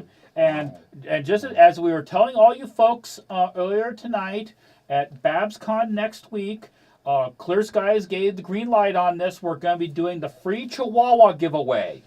If you buy a copy of Roan, you'll get a free Chihuahua. Yeah. And if you believe that, I have a bridge for sale. We have a neighbor about 4 houses down that has a pair of Chihuahuas. Where do you think the Chihuahuas were coming from? Oh, please. I love dogs, but Chihuahuas fit into kicking teeth for a reason. Chihuahuas are kind of dog-like creatures, but smaller. Yeah, so they say someone has a lot of yap dogs. Again, I would settle for 2. It's not their fault. Their owner is this old dude who spends half of his time drunk, and he comes home sometimes and forgets to bring them in, and then all night long they're let me in. Yeah, it's not their fault. It is his fault. So my wrath is saved for him. The coyotes or the cougars or the bobcats are going to get me, or the great horned owls. All of those could haul off a Chihuahua. Yep. All right. Good night, Seth. Thanks for tuning in, Seth. Glad you could join us tonight. I got to draw a dragon for you. Actually, got to draw a couple dragons while you were on the air with us. Yep. Other projects. Sometime very soon, I'm going to be doing this. Yeah. Yeah. So this is a classic dilemma. I've done Dungeons and Dragons game mastering as long as Dungeons and Dragons has existed, quite literally. But I very seldom get to play, and as opposed to game master. And somebody's going to start something. Yeah. But they're waffling just a little bit. It's like, okay, fine, I'll run something, but you got to run something too. And I'll admit, if I could get familiar with the rules and everything, I just never done any DMing, believe it or not, in D&D. I've done RuneQuest, I've done Mega Traveler, I've done Ponytails, I've done James Bond. Never done D&D. Well, D&D 5 is pretty easy to get started in, and again, I pointed you to Matthew Colville's channel. Mm-hmm. The whole purpose of Matthew Colville's channel is to make new dungeon masters. Mm-hmm. Here's how to do it, or here's how he does it. He's a very entertaining fellow. One of those guys that talks about 7,000 miles an hour and has a very intense presence like this, and he eyebrows. says this, yes, and eyebrows that do not stop, and then he says this, But what he has to say is worth listening to. Yeah, absolutely. He's also a lead designer on writer. Designer and writer on quite a few video games. I think Evolve is the most recent one. And Left Behind. Left 4 Dead. Left 4 Dead. Left 4 Dead. He was one of the lead writers on that, and a bunch of other stuff. And he actually worked at, I believe, Wizards of the Coast for a while, back in the D&D 4th edition days. So, but yeah, he's got a lot of really excellent tips. Good night, Marshall. Hope they finally slip off to dreamland, and when they do, they have pleasant dreams. Good night. Yep, house horse Freya the German Shepherd. Yeah. There is a subbreed of German Shepherds. It's God, what are they called? I think they're called American Shepherds or something like that. They're like 140-pound German Shepherds. Shaggier and none of that hip dysplasia stuff that's gotten so prevalent in German Shepherds. Mm-hmm.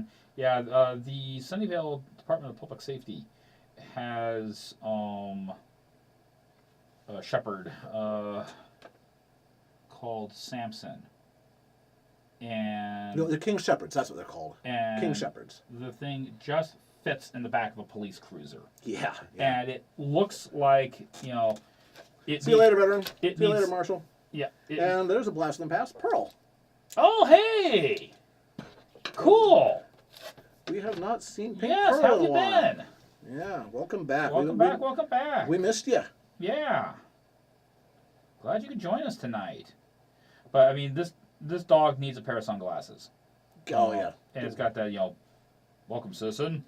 Nothing here to see. Move along. I'm here to serve and protect. Yes. Yes, Nezumi, 140 pounds. They are big. The King Shepherds are the best German Shepherds that were bred in with some of the large sled pull champion Malamutes. Mm-hmm. Not the little 65-pound Malamute you see flouncing around AKC rings, but the ones that Work for a living. Well, the ones that in the sled pull competitions can pull 6,000 pounds. Yeah. Because they have to. And Nezumi, yes, I did say 140 pounds. Yeah. They are big. Mm-hmm. They're almost as big as Great Danes. Not quite, but not quite not either. Mm-hmm. Oh, they can be up to 6 feet in length from Nose to tail the tip. tail. Yeah. Now they're so you go ahead and look up the King Shepherds. They're amazing dogs. And when I was a little kid, one of our neighbors, he worked on the Alaska pipeline, and they were up in the McKenzie Valley working through that area, if I remember correctly, and they did some demolition and blew part of this hill, and they didn't realize that they blew a wolf den up. Oops. Unfortunately, killed the mom, but scattered all the pups around like party favors, like confetti, and they were all, oh crap, we killed the mom. And they were looking at these puppies, were kind of stunned, like, what the hell? And they went, okay, you're going to take one, and you're going to take one, and you're going to take one. You do not just walk away from that. It's And not so allowed. They took him, and he brought one back and named it Lobo. Not the most original name for a dog, or for a wolf, but it was gigantic, and Lobo would have been like the most omega wolf. Mm-hmm. Well, that's the way you need to be. Yeah, he needs to be if he's going to be hanging around humans. And one of my best friends had a dog named Sparkle, and Sparkle was a combination Border Collie Australian Shepherd mix. And Sparkle was far smarter than any of us, and basically treated us all like her stupid, ugly, two-legged pups that just never seemed to learn. We had a Newfoundland when I was about 2.5 years old that was second mom. Yeah. Yeah, so welcome back, Soren. Yeah. So second time. It's Soren's second time. He wants to know who your favorite pwn is. My favorite pwn. Okay, I divide pwns into pwns and princesses. My favorite pwn is Applejack. Because Baron is a very wise and intelligent person who is a fine judge of horseflesh. Mm-hmm. Now this is a show. And my favorite princess is Celestia. Because Baron is an incredibly wise, well-educated appreciator of the finest that Equestria has to offer. Also, too, I've done management before, and I can appreciate Celestia's job. Yeah. Exactly. Yeah. Again, I can make predictions about people based upon which princess they like best. And again, the lunatics are folks that are to be very creative, wild spirits, et cetera, want to experience everything in life. Once you have been a manager or a parent, once you have had to look somebody in the eye and say, "I'm sorry, I have to let you go. I don't have enough payroll budget to keep you on. Yes, I know that you need this to pay your college tuition, but we can't have the business go under." Once you've had to make decisions like that, you understand Celestia a little bit better. Mm-hmm. When I had to help run a company, and I run a company now. Yeah, exactly. Yeah. And sometimes the hardest thing is saying no, or not even saying you're going to let you go, but no to good ideas. It's a great idea, but that's not what we're doing. That is a real trick. Yeah. I like AJ's work ethic, and she's got the most amazing eyebrows in the world. Oh yeah. Oh, she can give you the stink eye that could make craters. I'm telling you. Now, in my dreamscape, it's probably going to have to be RD. Yeah. Just because of the way things have evolved. Yeah. Well, you got a reason to say that. Yeah. Yeah, but if we're straight from the show, it's got to be AJ. Yeah. Got to be AJ. Followed by Twilight. Because I think she's dorkable, and I could imagine myself attempting to try and have conversations with her of occasional cases of, can you stop please for a moment and explain what the heck you're talking about? Yeah. Now, so Celestia is best princess. Applejack is best pony. Big Mac is best stallion. Although the second place, it could be either Fancy Pants or Sunburst. I like to say Sunburst is quite a interesting fellow. Also, they've done a bit to help kind of rehabilitate Soren.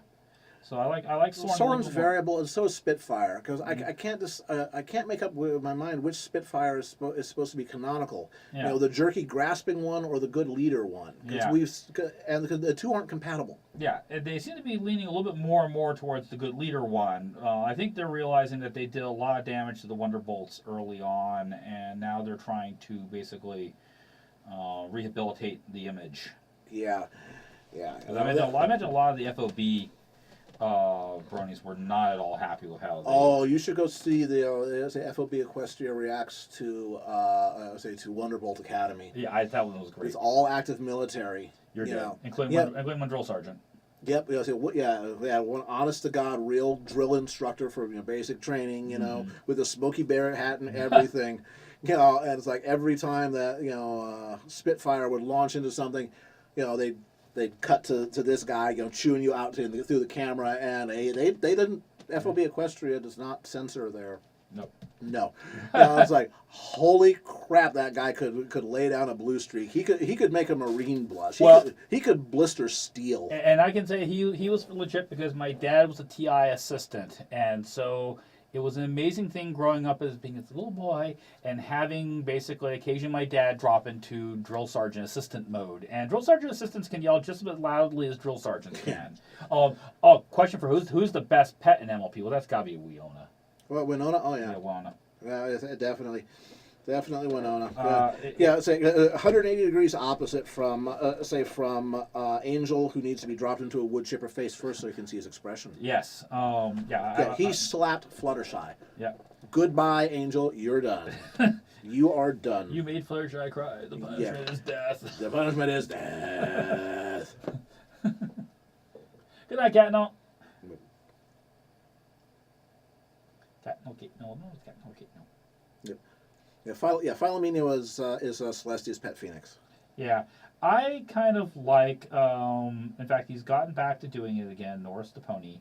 There is a series of short, sometimes usually not even 1,000-word things called Awful Lot of Coffee in Equestria, and it publishes every Tuesday on Film Fiction. He took a hiatus for about 6 months, and thank goodness he's back again. And I thought the whole discussion over Cadence considering getting a pet, and Luna and Celestia's advice on which to get, and Celestia advising about don't get a phoenix. Yeah. They will give you heart attacks and burn things. They're like an immortal cat that disappears and only shows up.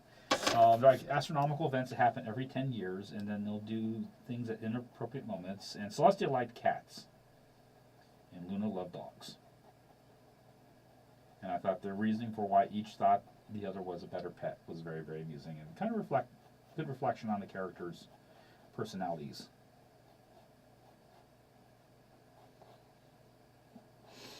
Yeah. Ari Coyote says, Angel keeps Flutter on track. Well, Angel is the guy that says nobody abuses Fluttershy except me. Mm-hmm.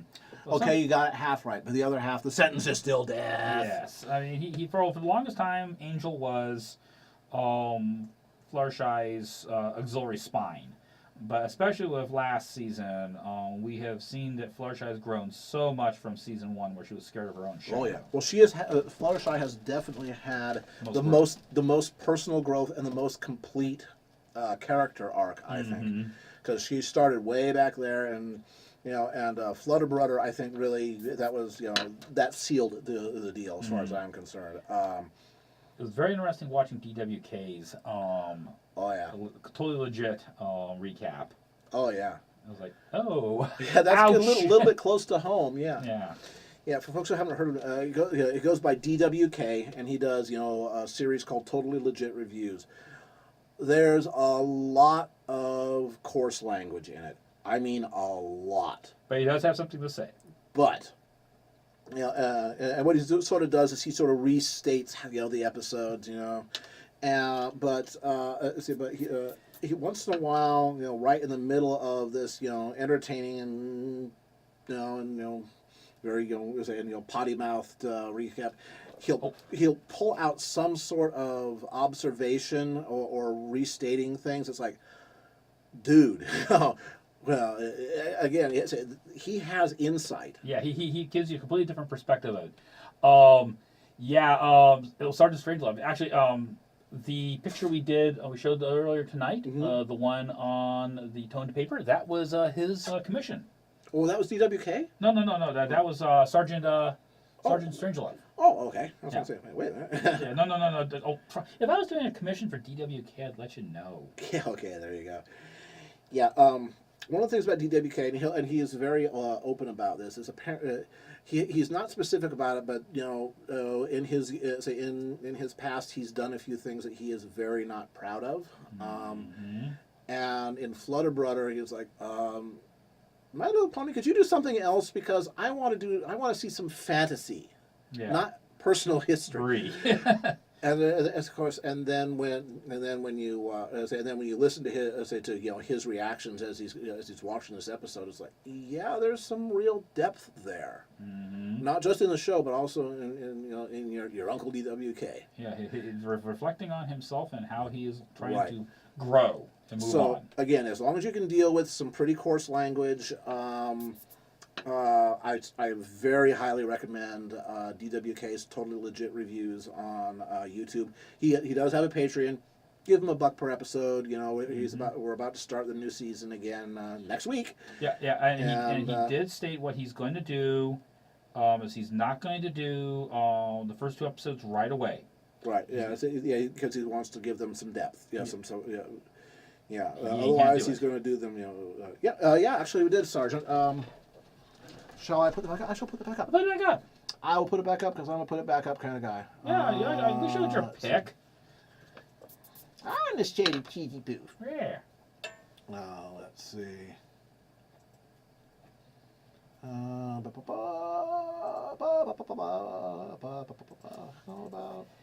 Hey there, little Dixie. Is this your first time to stream? My name is Baron, and I think we've seen Dixie before. okay. Well, maybe still welcome back. And wonk. There we go. And boom, and bam. Yeah. Also, TWK guys like his videos. Okay, so these totally cool chicks are hanging out. Yes. Yeah. I just think he is great. He's very entertaining, and what he does is the sort of thing that could be adapted to any show or just about any subject. Again, take an episode or whatever it is and just sort of restate it in his own particular style, and with the occasional razor sharp insight. And actually, I can take off that. Okay. And with his own particular insight, and that's something that's universal. It does not even have to be for shows. That could be for news. That could be for events in history. He is not afraid to sometimes say the Emperor has no clothes. Yep. Well, I'm one of his Patreon supporters, and I am definitely looking forward to it. Again, I never thought I would say this, but I think that he's sort of edged out Silver Quill as my favorite. I'm not going to say reviewer or analyst because DWK doesn't like that. Yeah. But if I say my favorite, post-show, Observer. yeah, exactly, observer. Mm-hmm. And I didn't think that would happen because I like Silver Quill's and Dr. Wolf's work. I think that I think they're great. Well, they have their own things. I mean, Silver Quill definitely brings the scholastic part of it, and Dr. Wolf brings the human the things in life and the human condition which are great. DWK points out that sometimes life gets rough. But you have choices. Yep. Yeah, generic. DWK does not like to be called an analyst because he doesn't think that's what he does. Nope. Yeah, he doesn't have any problems with analysts, whatever it is, but it says that's not me. Mm-hmm. Even though it kind of is. And what a lot of people that call themselves analysts, they're actually critics and reviewers. Mm-hmm. There's a difference. Mm-hmm. The critic will say, "Here's what's done well. Here's what's not done well. Here's why I think it." The reviewer is somebody who will state their opinion and support it, and you're looking for somebody with similar tastes in yours, and you say, if he liked it, I'll probably like it. If he didn't like it, I probably won't. Mm-hmm. And somebody who can do so eloquently. That's what a reviewer is. An analyst finds things that you wouldn't have said that were present, but you probably didn't notice the first time through. Mm-hmm. Mostly in theme. I'm not talking like Easter eggs or anything like that. Mm-hmm. And that's kind of what DWK does, even though he doesn't want to be called that. Mostly because of, again, the so-called MLP analyst community. They're not analysts. They're critics and reviewers. Mm-hmm. Silver Quill's an analyst. Well, because he'll actually do homework and research, the whole thing going through with the different Jungian archetypes. Yes. Or dig up all the mythological references. Mm-hmm. Again, he's a proper analyst. He adds something. He's a value add thing to the. He helps you. He really helps you enjoy the show more. Also, too, he helps you appreciate how much work the writers do on these episodes. We think there's far more than they have reason to for a kid show. Yeah, I mean, the amount of work that went into the episode, the season premiere of season 4 with Tree of Harmony and everything, and some of the Norse mythology references that they made are really quite amazing. Okay, and we're coming up on once again the hour break. Okay, so I will click this button right here. It says main. Hey, there we go. All right. Yeah. All right. Another Patreon. Indeed. Done. Okay, the distance glasses. Yeah. Yes, now I can read that. Yeah, exactly. So what are you going to do in the next segment? Well, what I'm going to do in the next segment is I'm going to do requests for the next last two pieces of the evening. So start thinking about what you want. Don't say them yet. Wait till I return. And when we get back, we will take it from there. And what I'm going to do with the next piece is, you guys see me, I'll go, oh, yeah, okay, so I'm going to do it for the picture, and I'm going to do this. I'll just start throwing lines down.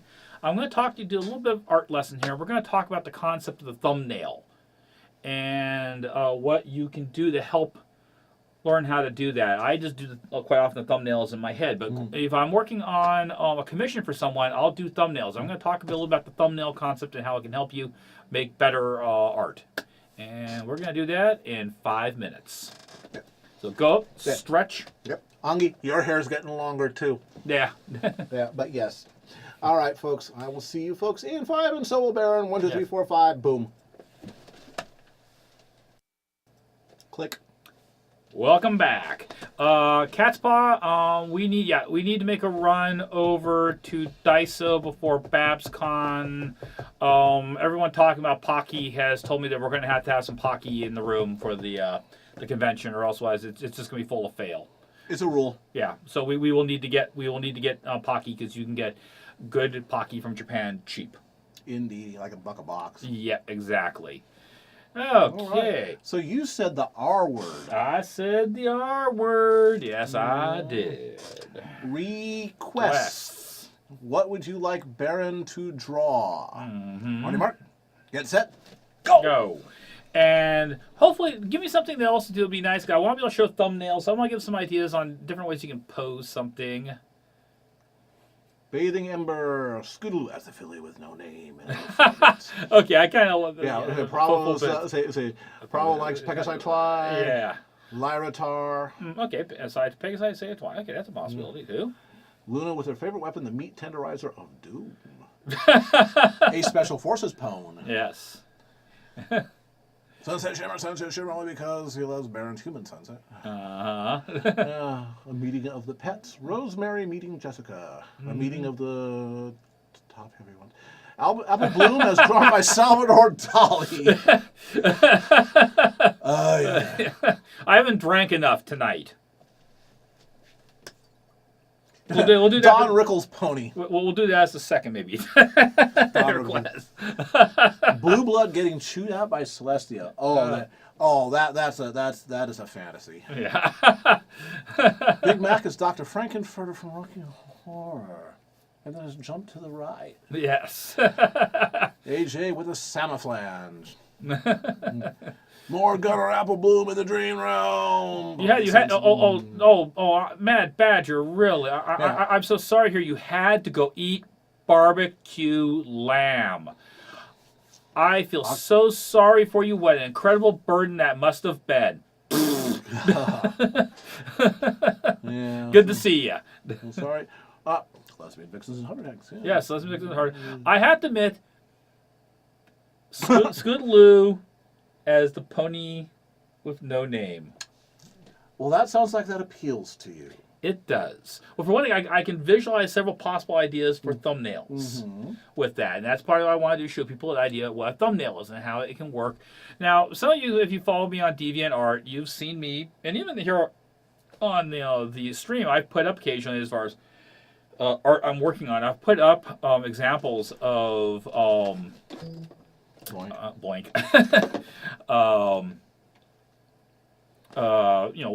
Thumbnails. These are ideas I was proposing to the client. The client's coming back to me and letting me know, what they want to do. And basically what a thumbnail is a quick, fast sketch that you do just to try out ideas. I mean, quite often I can just visualize something in my head and put it down on paper. But if I have a client, they're going, well, is that really, what are you doing? And I don't want to do a finished piece and then have them go, that's not what I wanted.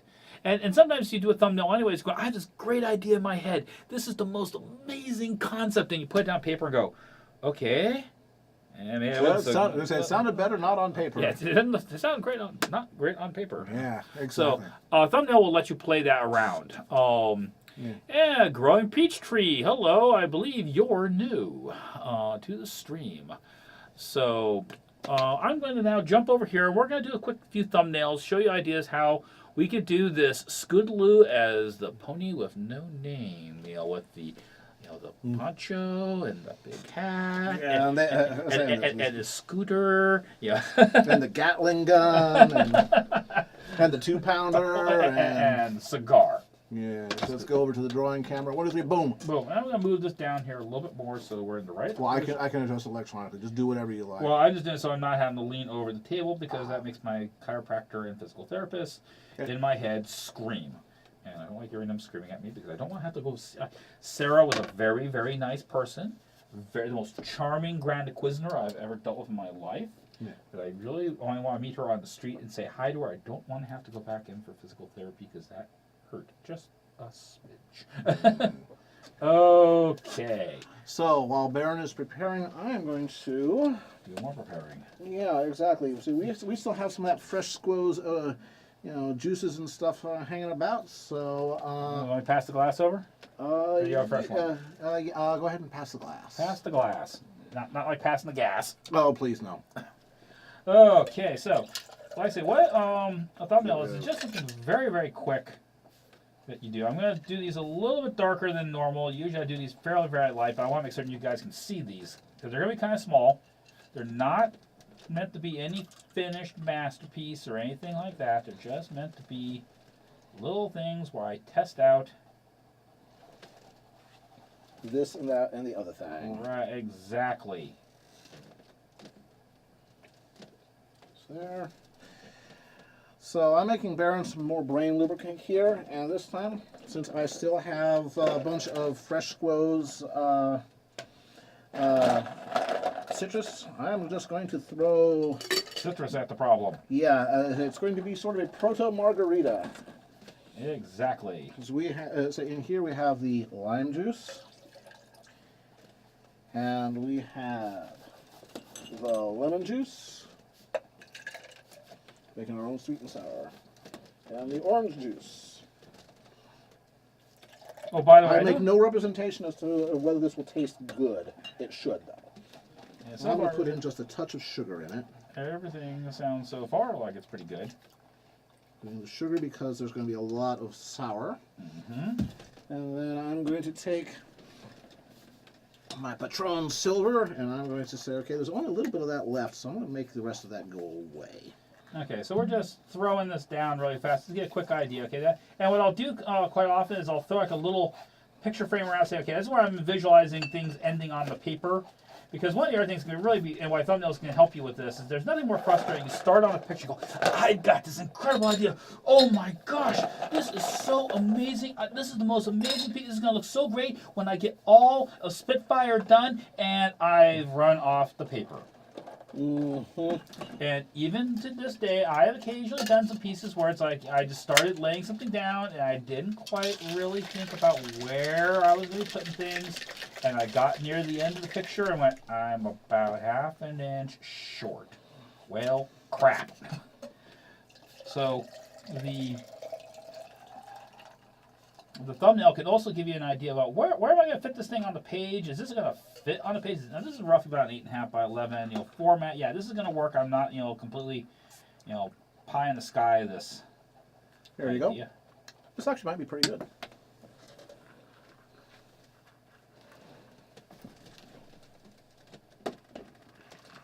I'll give you a tip. I can buy low, sell high. Oh, one little bit of advice for any of you who do occasionally or might in some point in the future go to a bar and actually ask to have like a mixed drink. If the bartender at all, if he or she is doing their job, tip them and really tip them. Don't give them a $1 tip.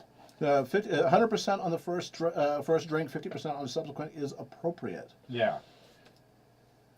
It's like being a chef. It is a skill, and if they're really a good bartender, they may do all kinds of things before they ever show up to work as far as preparation of ingredients and everything that you're going to enjoy that evening. So keep that in mind. Because if you tip them well, guess what? You're probably going to get better drinks. Yeah. And they'll tell you things, and they'll offer you advice. And they will use the good stuff instead of the cheap stuff. Mm-hmm. And they will come back to see how you're doing more often. Mm-hmm. And they'll even do things like occasionally. I'm going to try an experiment here. If you don't like it, you don't have to pay for it. Don't count on that, but that'll occasionally happen. I've had cases. That was the one thing I did enjoy about when Everfree Northwest was at the Hilton up in Seattle. Was Sam, who was the bartender there, who made insanely good appletinis. Mm-hmm. So I'm trying like a side view here. I'm trying a back view of Scoot to see which might, get me the design the way I want it. More lead. You need the poncho, and you need, of course, something that will give more style might be chaps. That's true. Chaps might be an excellent. Because they go around bare butt all the time anyway. Why not? Well, more probably, you might brush your scooter leg up against some thing while you're riding your scooter through all the scrub. And since the scooter does appear to have some pretty good all-terrain capabilities.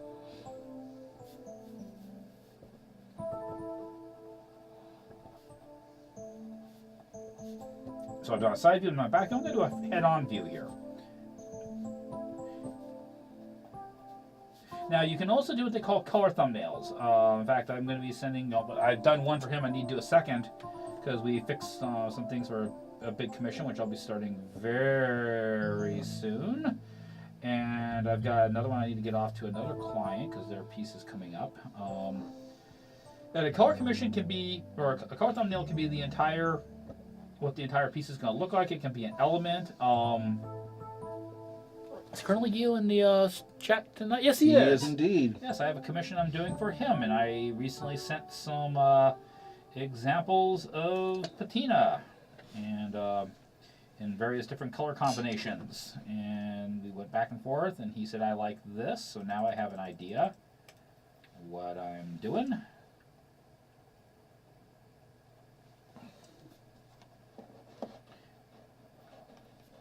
But this gives your you know, especially if you're doing like commission work for someone, it gives your commissioner, you know, the person who's commissioning you, a chance to get an idea, you know, what you're doing. It also includes them in the process. And one of the things that they really do rather enjoy quite often is having a feel like they have a say. You know, at that point, it's not just you creating a piece of artwork, they are part of the creation process themselves. Yeah, it really makes it personal, and you know. Mm-hmm. Makes it a much more personal thing.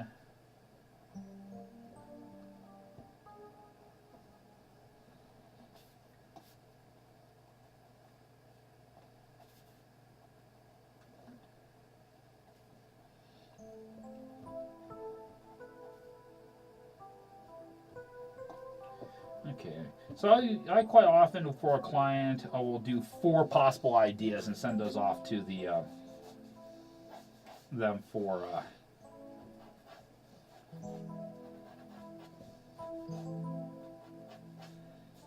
and this one's going to be another side view, and you might go, well, gee, you've already done one side view. Well, I'll reverse it and have it going in opposite direction, because sometimes just having the character facing in a different direction will give a different feel to The whole thing. yeah, it gives a different vibe. vibe. One has a certain type of motion. The other one would be more static, but that may be what you want. Mm-hmm. Because there are cases where what I really want to see is the character in action. In some cases, the client goes, no, I really want to show people what the character looks like. And like this one here will be a little bit more of a dynamic pose for Scoot. Like maybe she's about ready to push off and go scootering off into the sunset. Now here's a case where, okay, if I decide I'm going to do this pose, I need to actually move this over on the paper because I would have run out of room for the wings. And that, once again, the thumbnail will tell you whether this is going to work in the current way you have it, or whether you're going to have to make changes.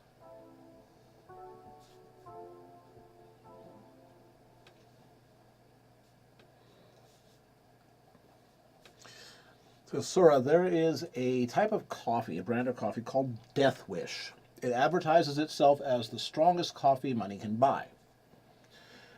At work, I do a lot of stuff, quality assurance. I'm, the operations director, and sometimes a sales engineer, and just a little bit of everything. But one of the things I also do is I take care of the coffee. I make sure that there's, all the coffee K cups and stuff like that are stocked and all that. Because we've gone for a while without an office manager, and we have this one developer who is always more coffee, more. Okay, smartass, I'm ordering some Death Wish. Yes, I've heard of this. I want this. Okay, what was the protocol for a heart attack again? Okay, let's see. You have a defibrillator in the office? We do. Good. You might get a chance to use it. Yeah. Claire. Goblin jumper cables. Yes. So yeah, we will have the coffee to end all coffees probably about Monday. I look forward to hearing a report. Okay. Yeah, the suggestion is that Scootaloo has a pop gun with a tethered cork. Oh yeah. Or a Nerf gun. Yeah, I figured I was going to give her some kind of pea shooter with this thing. Okay, so let's clean that up there. Or a Dennis the Menace style slingshot. That would work too. All right, so I've done 4 possible ideas here. Number 1, number 2, number 3, and number 4. Now, you out there in the viewing land, you're my client for this. Which one do you like? You get to have input on this. So you like number 1, number 2, number 3 or number 4. I get a vote for number 3. All right, so we have two, I got number three, 3. 3, 1, 3, Three. 1 and 3, 1 and 3, 1, 4. 4, 3, 4. So far, the 3 is leading. A little bit of 4, but it's 4. Okay. 4. 2 and 3. 3 is edging out so far. 1's back in, pop back in there again. Yeah, but 3. 3. I think it's 3. I think we're going for 3. Okay, so we're doing the head-on view there. All right. Let me grab a piece of paper that I can actually draw on because that's someone else's Patreon reward. I can't be drawing on that. That would be a twofer. Yeah. That's Hey, Gold Fur, you get your character. Oh, and you get a Scootaloo in the process. Because you better bet it would go to the client. Goes my patron. Oh. All right, so we're going with number 3. While you are doing that, I am going to take care of our hourly duty. You said duty. Duty. Dirty. And Yes, old men can be crass too. oh, Mike Judge is 60. So, we want to say thank you to University Art for sponsoring Baron. Baron worked there for 20 years. Again, a high-end art supply store, high-end framing shop. Source of excellent art supplies and excellent advice. Stores in Sacramento, Redwood City, and San Jose. They do, I particularly recommend their framing shop. Again, they've gone all the way up to Rembrandt, Picasso, and original Nobel Prizes, and they've done my somewhat spendy, credit card destroying, things that I've picked up at conventions from time to time, as well as Baron's original art. So, you need framing, you need art supplies, you go get you some at University Art. That's right, University Art. And so we know that, say that their manager, Mike, lurks here once in a while. Hi, Mike! So, Or you might go back and watch the YouTube's videos, make sure we're holding up our end of the bargain. Hell yeah. Hell yeah. And we plan to because they're good folk.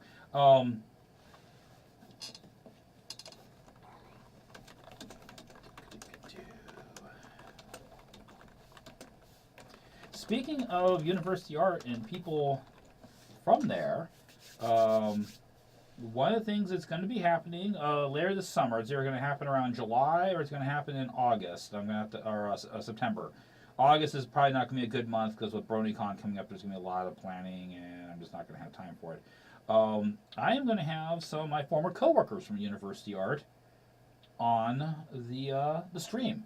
We're going to have Jaya King, who is an excellent artist. She works in encaustic, which is one of the oldest forms of color painting done. Goes all the way back to ancient Egypt. It involves blowtorches. Yeah, it involves blowtorches. She does art with blowtorches, folks. It's awesome. Yeah. Yeah, we'll set up in the downstairs man cave for that, so she can actually do that on the air for you guys. And I've already got confirmation that Jeff Bramschweiber, my assistant manager I used to work with for over 15 years, he's going to be on. And Jeff's cool because he's taught at the Rosicrucian Museum in San Jose, and he's actually very knowledgeable on Egyptian art. And so I thought I'd have him come in and talk a little bit about, Egyptian tomb art and some of the materials, and a little quick bit about hieroglyphics and everything. Get something, mix things up here. Yeah, if you ever do visit San Jose, by the way, Rosicrucian Museum is fascinating. If you're at all into Egyptology or, that whole birth of civilization, Mesopotamian... Nile Valley. Yeah, Nile Valley, Euphrates, Tigris, all that. More Nile. They have the best collection of artifacts, say from that part of the world and that time in history in the Western world. Mm-hmm. You got to go there. Yeah, to find Barry, you got to go places like the Metropolitan Museum in New York, or the Smithsonian, or like the London Museum of Art. You got to go pretty far afield to match some of the stuff they've got there. Yeah, say Death Wish is expensive. It's $1.50 a K-cup compared to the usual about 60 cents each for for the Starbucks and Pete's and other stuff there. I will let you know if the stuff's any good. Well, the question of whether it's any good or whether it's any good to watch people drink it. Well, they've done the analysis on how much caffeine there is per cup. Your typical cup of coffee, of good strong coffee, like Dunkin' Donuts or the breakfast blends and all that, is about 150 milligrams per cup. They're running 400. Right. So about 250% of normal caffeine. They do discuss LD50, lethal dose 50% of the time, of what that is for caffeine, and that's 150 milligrams per kilogram of body weight. At that point, if you take in that much caffeine, but the only way to do that really, and you have to take it in all at once, but the only way to do that really is to overdose on Vivarin tablets. Your bladder will not let you drink 70 cups of coffee. Yeah. But that figure is down to about 23 or 24 with Death Wish. So if you chugged half a dozen, you would start hallucinating. Like, honest to God, might not be a good trip hallucinating. Yeah. You're gonna, and when you crash, it's gonna be amazing. Yeah. Is that concentrated or consecrated? Because that could be holy crap. Black blood of the earth. Yeah. Don't give ponies coffee. Mythbusters learned the hard way. Oh, that was one of the original, oldest, bits of pony artwork that came out right after the G4 started. Was a riot. I'm gonna click on it so I can look at it again. I don't think I've seen this. Okay, this is ancient stuff. Oh, good job on Jamie and Adam, actually. Oh, this is the Artrix. Oh, okay. Yeah. With theatrics. So, to my surprise, it turns out that Pinkie Pie is actually a subset of a race of anthropomorphic and brightly colored blah, blah, blah. You might as well just call them ponies, Jamie. Fair enough. So we've got a bunch, and we were told that this is the one that the myth is about. Oh, boy. Let's see, when was this? Pinkie Pie discovers coffee. And there goes another tiny piece of Alameda Naval Air Station. I hate you guys with the intensity of 1,000 suns. Holy crap, that pony talks! Oh, geez, when was this? This one was first drawn back in, I think, 2010, if I remember rightly. I don't know when. Let's see. That good art, actually. Oh yeah. Clicky. It's a good. It looks like Adam. It looks like Jamie. Yeah. And see, this actually this goes back to 2011. Well, that's when the series started. Well, 2010. Yeah, was when it started. Just looking for the post date, March 14th, 2011. So yeah, it was basically the end of the first season. Like, wow. Yeah. 2011. Yeah, thank you for reminding me of that, Sakana. Arrow Press. Okay, it's different than Arrow. I have to agree with Cat's Paw. I know Arrow Press. They were a publisher of aviation. Actually, I think they're still around, publishing aviation books. I have some Arrow Press. Arrow Press was located in Fallbrook, California, where my wife spent a good portion of her life.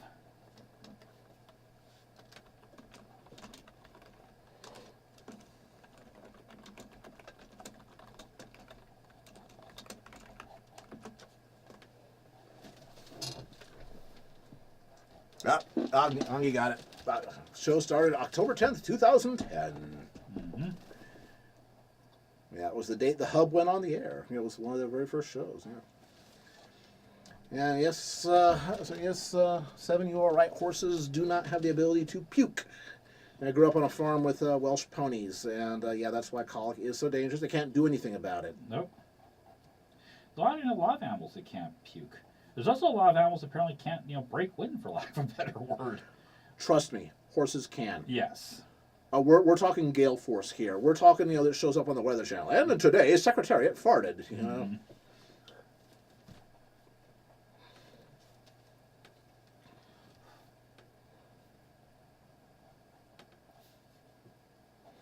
Ah, yes, the baked bads incidents. Equestrian ponies can puke. Yes. They can break the bucket. Yep. That is a version of plot bombing. Is getting one who's drunk or eating something you shouldn't have, and then leaning into a cloud and adding contents to it that will not fall to the ground as rain. Coincidentally, I have this queued up right here, so I can do this, and then I can do that, and then I can do actually bang. Thanks. I had that one ready. I've had that ready for 2 years. I've been waiting for the opportunity. Yeah. Yeah, that was Blossom Forth not enjoying her dinner from the night before. Yeah. That was the day I flew the most I had flown ever at that point as a pony. And then to see pulling a muscle because of a really straining one. Top your head. No, top your head. Top your head. Top your head.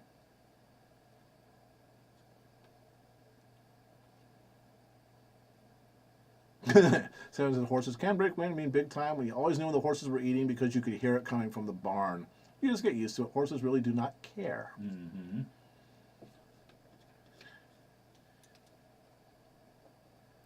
Yep, New Zealand passed a law some years ago requiring significant changes to their cattle and horse feed so as to reduce their production of greenhouse gas emissions.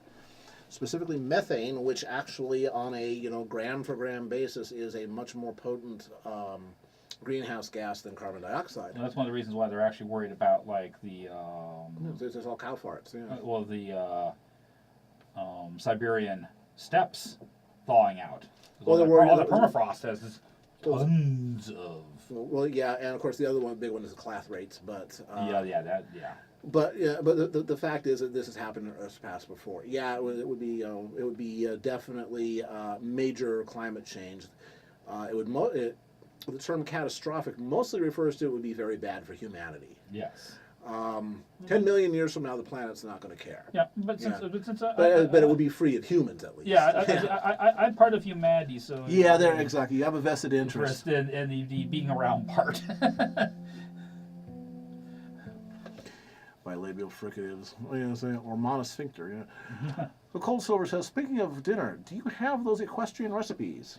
I need to get those up. I've got them written. I need to get them to Cat's Paw to get them laid out, and I need to finish the artwork that goes along with them.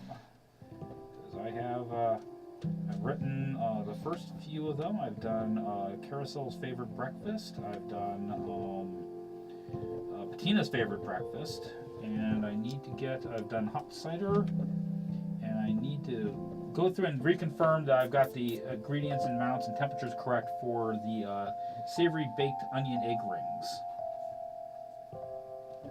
I figure those will be the first ones I'll put up for folks. They're the easiest to make, and all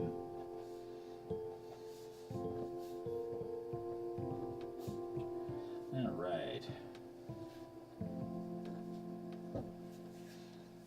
Let's see. Apple Book Season, simple title, just forgotten. And a strange, pungent rain fell over Ponyville that day. Acid rain. Yeah. Or some other catastrophe. Yep. Well, I think I will take that down.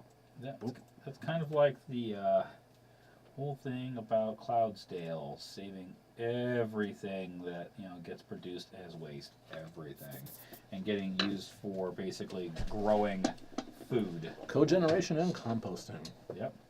And sterilization via lightning.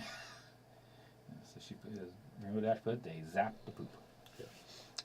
Some say his first stage once landed on a barge while he was going for breakfast, and that the only thing he's launched 59 of are the tabs on his browser. All we know is he isn't the Stig because he's BaronEngel. Thank you, Lars. Yep, new Samurai Jack. Yeah, apparently it's playing right now. Yeah, so sweet. Yeah, so I'm going to wait for it, for the Samurai Jack, conclusion season to be over, and then I am going to marathon it. Blue Bengal. What's all this about Cloud Barf? Well, The real quick thing, in my Equestria Dreamscape, there is a term called plop bombing. And apparently before the tribes all got kind of unified and got organized and formed Equestria, occasionally Pegasi who were just big jerks or wanted to express their displeasure at some earth pony or unicorn settlement below would hang on to all of the remnants of their communities. they would expunge their bowels in a political statement that was unmistakable to those 3,000 feet below. And it was referred to as plop bombing. And one of the things that they agreed to when Equestria was formed is that Pegasi would no longer plop bomb. So, no, you either have some kind of processing system so it just doesn't fall below, or you land. Yeah. No Hold it. plop bombing. And I guess that applies to puke bombing as well, although we understand if that might happen after an energetic Saturday night. Yes, but still at the same time, it's viewed as being in poor form and not being in exercising self-control.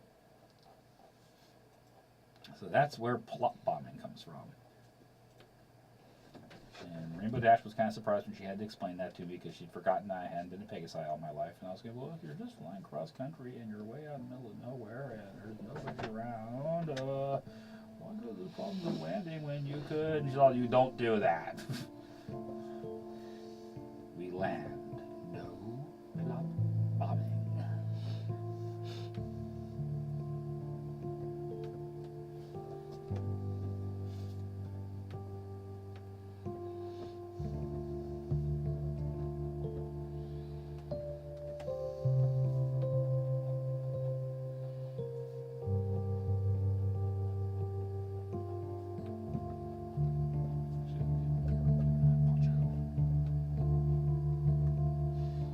Blue Bengal says, by the way, Blue Bengal, are you new? Hi. Reminds me of when Lauren Faust made the shitstorm comment of when Pegasi have to go number 2. Yeah, that's like 800 wing power, 900 butt power. Yes. Yeah, see, this drawing so needs to be Scootaloo's Nightmare Night costume. Okay, one of you guys, if there are gals who does cosplay, get on it. We'll see you at Nightmare Nights Dallas next year, and we expect to see at least one of you in that costume. There are Nightmare Nights this year.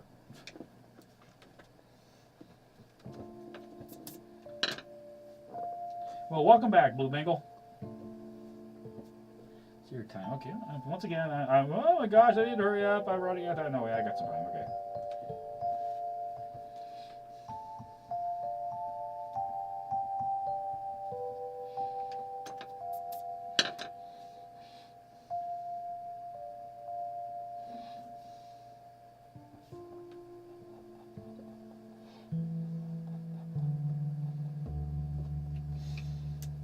I'm wondering now if any drunk Pegasi have ever actually tried to make a Sharknado. I think the chances of that are somewhere between 100% and there's a law written into the books because they had to.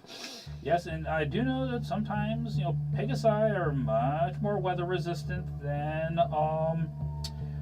earth ponies or unicorns. However, when I was learning how to fly in my Dreamscape, Rainbow Dash did point out several unfortunate things that Pegasi have done in the past, including the one Pegasi that the Board of Inquiry never could quite figure out what exactly they were attempting to accomplish, but they flew into a thunderstorm with a coil of copper wire around their neck. They were able to identify them because they found part of the back end with the cutie mark. We aren't quite certain what they were thinking they were going to accomplish, but all they succeeded in doing was basically removing themselves from the gene pool. See you later. Ms. Dixie, I do hope you feel better too. Yeah, Dixie, I'm sorry I feel a bit under the weather. Glad you could join us when you can tonight. Doing this again next Wednesday. It won't be a full 4 hours, but it'll be me and Clear Skies talking about Roan and what we're going to be doing at BabsCon and talking about the game. If you have any questions about the Roan RPG and how to play the game or some of the history, tune in. That'll be the night to get your questions answered. Yep. You want something more Western? Get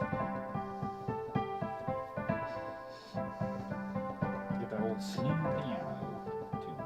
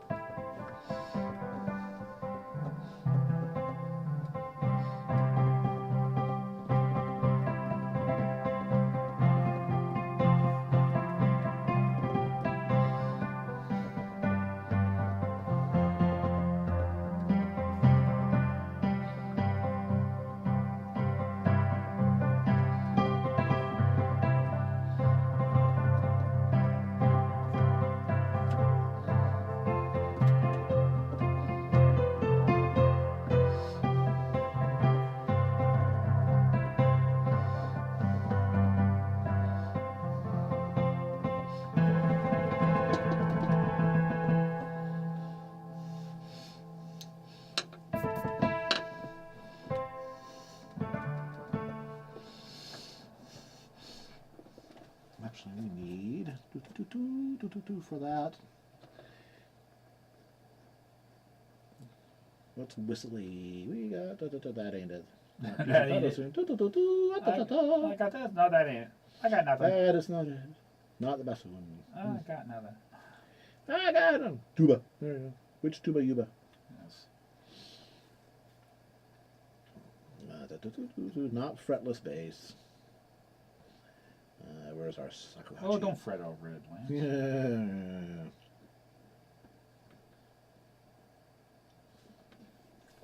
Where's all my flutes? There should be. Yes, flutes. actually, Stevie Ray Vaughan. That would be another. Good so I need to give her a different type of. I have to give her a guitar at that point. There What you did Stevie play, anyways? Did he play a Gibson? go. He I plays do not Strat. recall. I know who would know. Excuse me, I'll ask.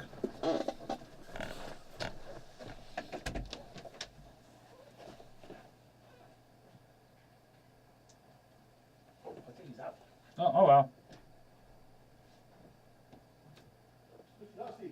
What? Stevie Ray Vaughan. What type of guitar did you play? Play a Stratocaster. You played a Strat. Why don't you tell the folks that if you have time? It's Baron's joined school at coming name. And bring in one of your guitars. Your cigar box. Yeah, get me the new one. Oh, I got one up here actually.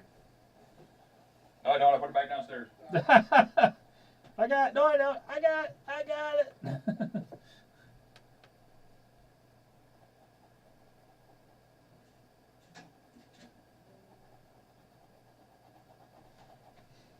La da da da da da. Hi everybody. Guess who's in the studio? Guess who's here today? Woo! Hi everybody. That's my hand over here. Yeah, you've been working on some new guitars, haven't I you? have been working on new guitars Mm-hmm. and all kinds of awesome stuff. You're gonna have some of those Yes. this next week at. You're gonna bring some of those up to. I am bringing like 4 or 5 of them up to a BabsCon. Yes. Not only do I have a new model, which I had to build because I actually sold one at Windy City. Windy City. Thanks, buddy. How do I change the? Oh, let's see. Just right down here. Turn on main. C20 main. There you go. There we go. Hi, everybody. This is the new model, the Stallions version. Now, a couple of things I had to do for this one specifically because the box is actually bigger than the ones I've been using. So I had to actually set up a jig and route this pocket bigger to actually go in here. And while I was doing that and I had the router out, I actually cut a pocket in the wood to put the pickup in the wood. So now it doesn't actually pop and snap when you touch your finger to the metal. So it's a lot better. Also, Gerdwin found this. It's a small little battery operated awesome Fender 57 cloth covered amplifier run on a 9-volt battery. It's kind of cool. It actually has. Whoops. Feedback. Feedback. Turn that down and turn up the. I can turn up the growl a little bit. Cool, huh? You can almost do like the spaghetti western. Yeah, type. spaghetti western music.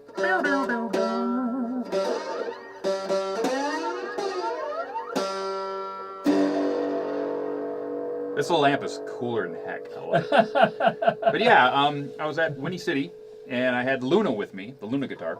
And somebody said, I'd love to have one of those, but could you take it to Everfree Northwest for my friend if I buy it now? I said, well, if you're going to buy it, and I'm going to take it to Everfree Northwest, I'll build whatever they want. So she comes back the next day and said, well, she wants Big Mac. This is the only box I know of that has Big Mac on it. So I found it at lunchbox.com. And they still had them for sale. So I bought 2 of them, made one for them, and I made one I'm going to be bringing to, of course, Babs for sale. So if anybody wants one, and you're going to be at Babs, I've got them for sale. Are you going to be playing those at all during the con? Now that I have a little amplifier, yeah, I'm going to play it a little bit. Yeah, it'd be so cool. Like I said, 'cause it has that wonderful, grindy, Yes. just, Awesomeness. yeah.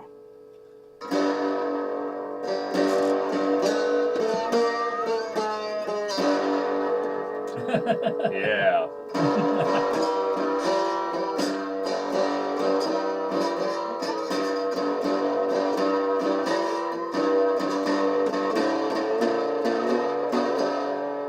I was expecting you to start playing Jesus is Done with Chicago. I'm bound for New Orleans. That's an awesome setting for this. I'm going to keep that one. I've been messing around with this. I've only had, lunchbox.com. So I've had this for a couple of days. I've been trying to find a really good setting for. How long does that amp run on 9-volt battery? I have no idea because I just got it, obviously. Make sure you get some extra to be at BabsCon. That's going to be more depressing than, Yeah, then the battery's going dead. Yeah, it's an awesome moment. Right. We got a dancing Octavian now. I got a dancing Octi. Poor man's Lexus. Yeah, that's pretty much, yeah. And for $150, you also can have one. So Yeah. that's what I sell these for. It's about $150. So if you want one, they're awesome and they're lots of fun. Do you have the slide bar? I have a slide right here. Okay. In fact, that's what these are made for, slide only. In fact, the action is so high that they're just made for slide. If you actually tried to play, it's actually about half an octave off because you got to press it so far. So I'm actually, now that I've gotten doing these with the tins, I'm actually going to try and build a cigar box guitar, an actual one. From wood? From wood, Cool. from everything, from basically a wooden stick and a cigar box. Because CB Giddy has all the parts you can get. Cigar boxes, all the stuff. So I'm going to actually try to make one from scratch. I'm probably going to videotape that one. And that's going to be lots of fun. That should give you a different sound too. It should have A very different sound. It's going to have F holes. It's going to have all kinds of stuff. So Yeah, you'll get more of a richer. richer sound. I mean, this still sounds cool. Don't get me wrong. It sounds ugly. And it looks like you got the Ibanez out. Yeah. Yep. This is the Hey Ocean one. Yes, this is the Hey Ocean. Have people seen that one lately? Bring it over. Yeah, bring it over. Bring it over. This is a Bring it over. gorgeous, gorgeous guitar. This is my baby. This is the baby. This is my baby. By the way, Beautiful Ibanez. By the way, signed. Dusty Larson just wanted to say he really is awesome to gain a chance to see you at Winnie City. It was awesome to see him too. This is a beautiful Ibanez. I think this was the first one you bought, wasn't it? It was the first good The guitar. first really good guitar he bought. Yeah. And it's gorgeous. Signed by Peter New and all the guys from Hey Ocean and all of that. So Yep. really There's fun. Ashley. There's Dave. Let's see, Dave, and another Dave. Lost my pick. But there you go. I set my pick down. That's all right. But yeah, I've been doing this. So lots of fun putting these together, getting ready for Babs. I've gotten all of the. Oops, where was my pick? I've got just about everything ready for hoof wrestling. You guys should not miss that. 11:45 Saturday next weekend at BabsCon. Don't miss, because I've got plans. Lots of plans. I got a wonderful host. I've got wonderful commentators. I've got video screens. I've got everything. In fact, if you do show up, Taped? it's going to be taped. Good. It's going to be taped. It's going to be on. If you're not going to be able to be there, it's going to be taped. But if you are going to be there, bring a little cash, because I'm going to have a special giveaway for $5 or more to a charity. You'll get a ticket. At the end of the program, we'll draw for a prize. This is going to be awesome. Awesome prize. Not gonna let the cat out of the bag on that one. But you must come and check it out. So, going all out on this one. Yeah, you must be present to win. Must be present to win. Yes. Not available in Alaska, Hawaii. See store for details. Your mileage may vary. Marshall. Marshalls are for heavy rocker guys. I'm like more Fender. I do blues.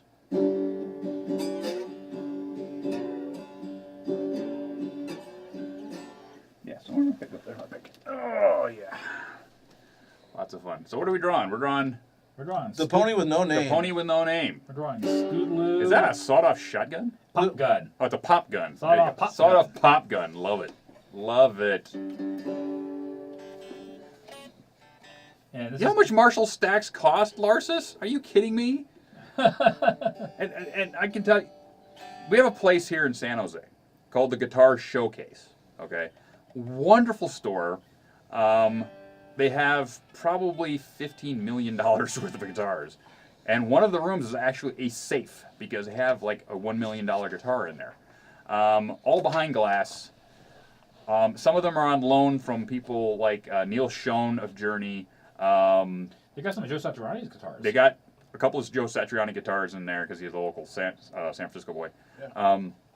But they're selling off a bunch of old. Well, Steve Miller. Steve Miller. Well, Steve Miller is basically selling off his He's collection. selling off his collection of guitars and amplifiers and all kinds of stuff. There is a 60s Marshall stack in there from him that's going for like $13,000. Oh, that's the big triangular one. Oh, yes. Special made, white, triangular, awesome.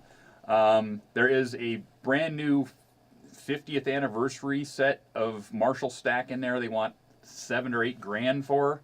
Brandy new. Oh my God. Oh, by the way, yes, I know how much they cost because I helped restore some. Yes. Yeah. I'm right now trying to get a couple of $100 together to get my orange mini Terror so I can work the freaking amp I built. Yeah. You know? Yeah.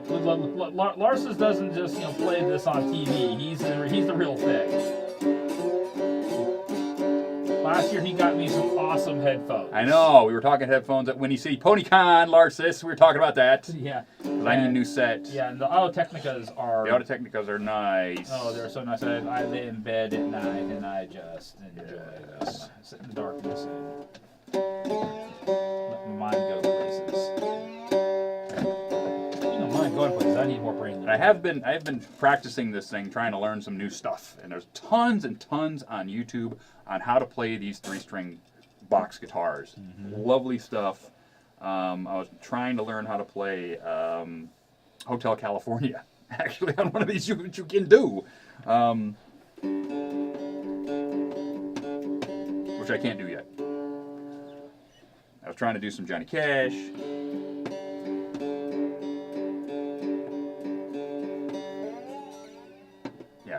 I'm in the wrong key for that, actually. You have to go down from G to Can D. you do George Thorogood on that?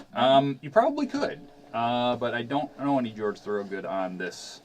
I would have to look some up and actually practice it. Yeah, Bad to the Bone. Bad to the Bone. Or I Drink Alone. I Drink Alone, any of that stuff. Love it.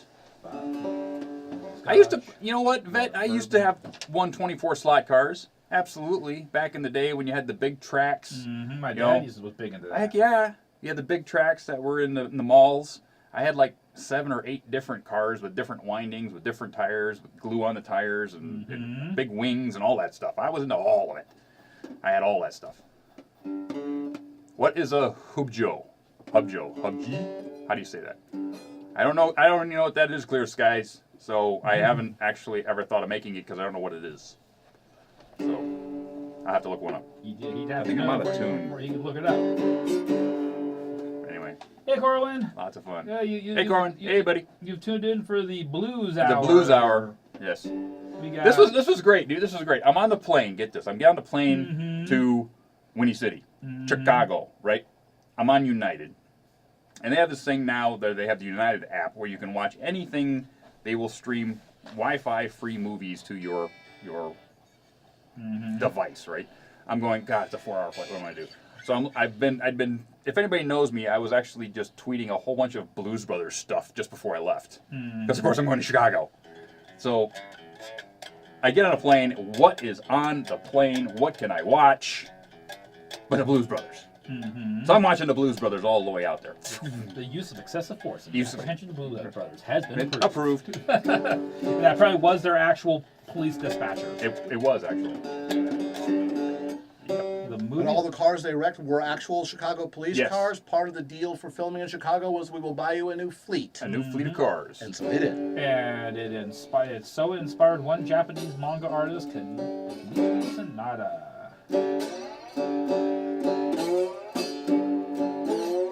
I got a chance to meet in 1990.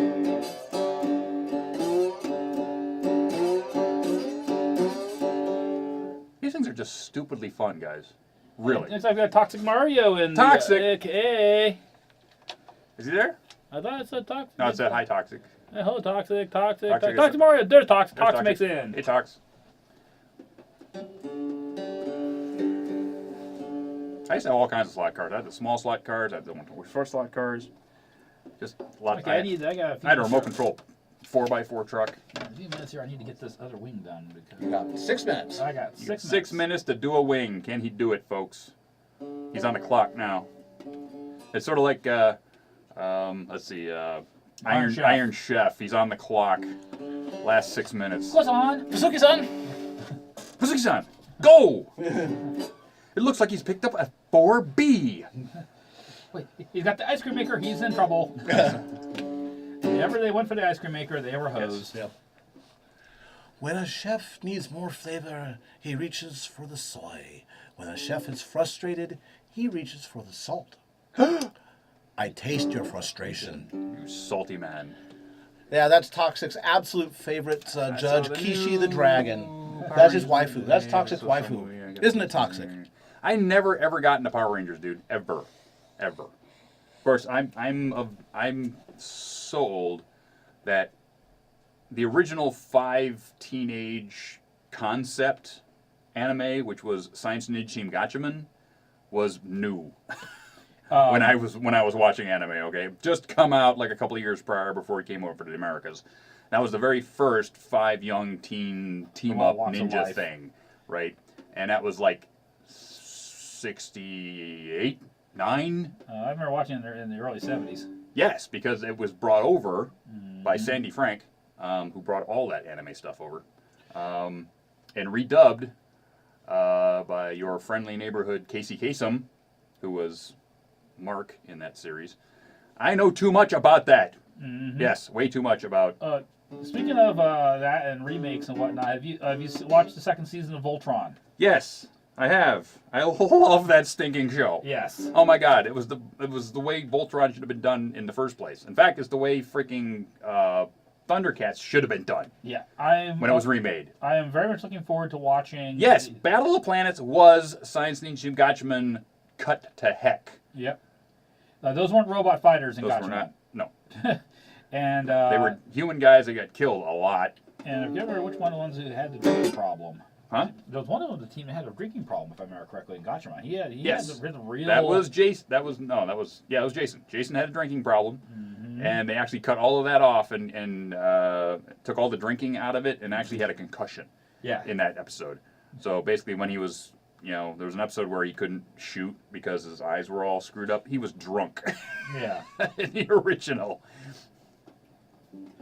They had we can't have that. Nope.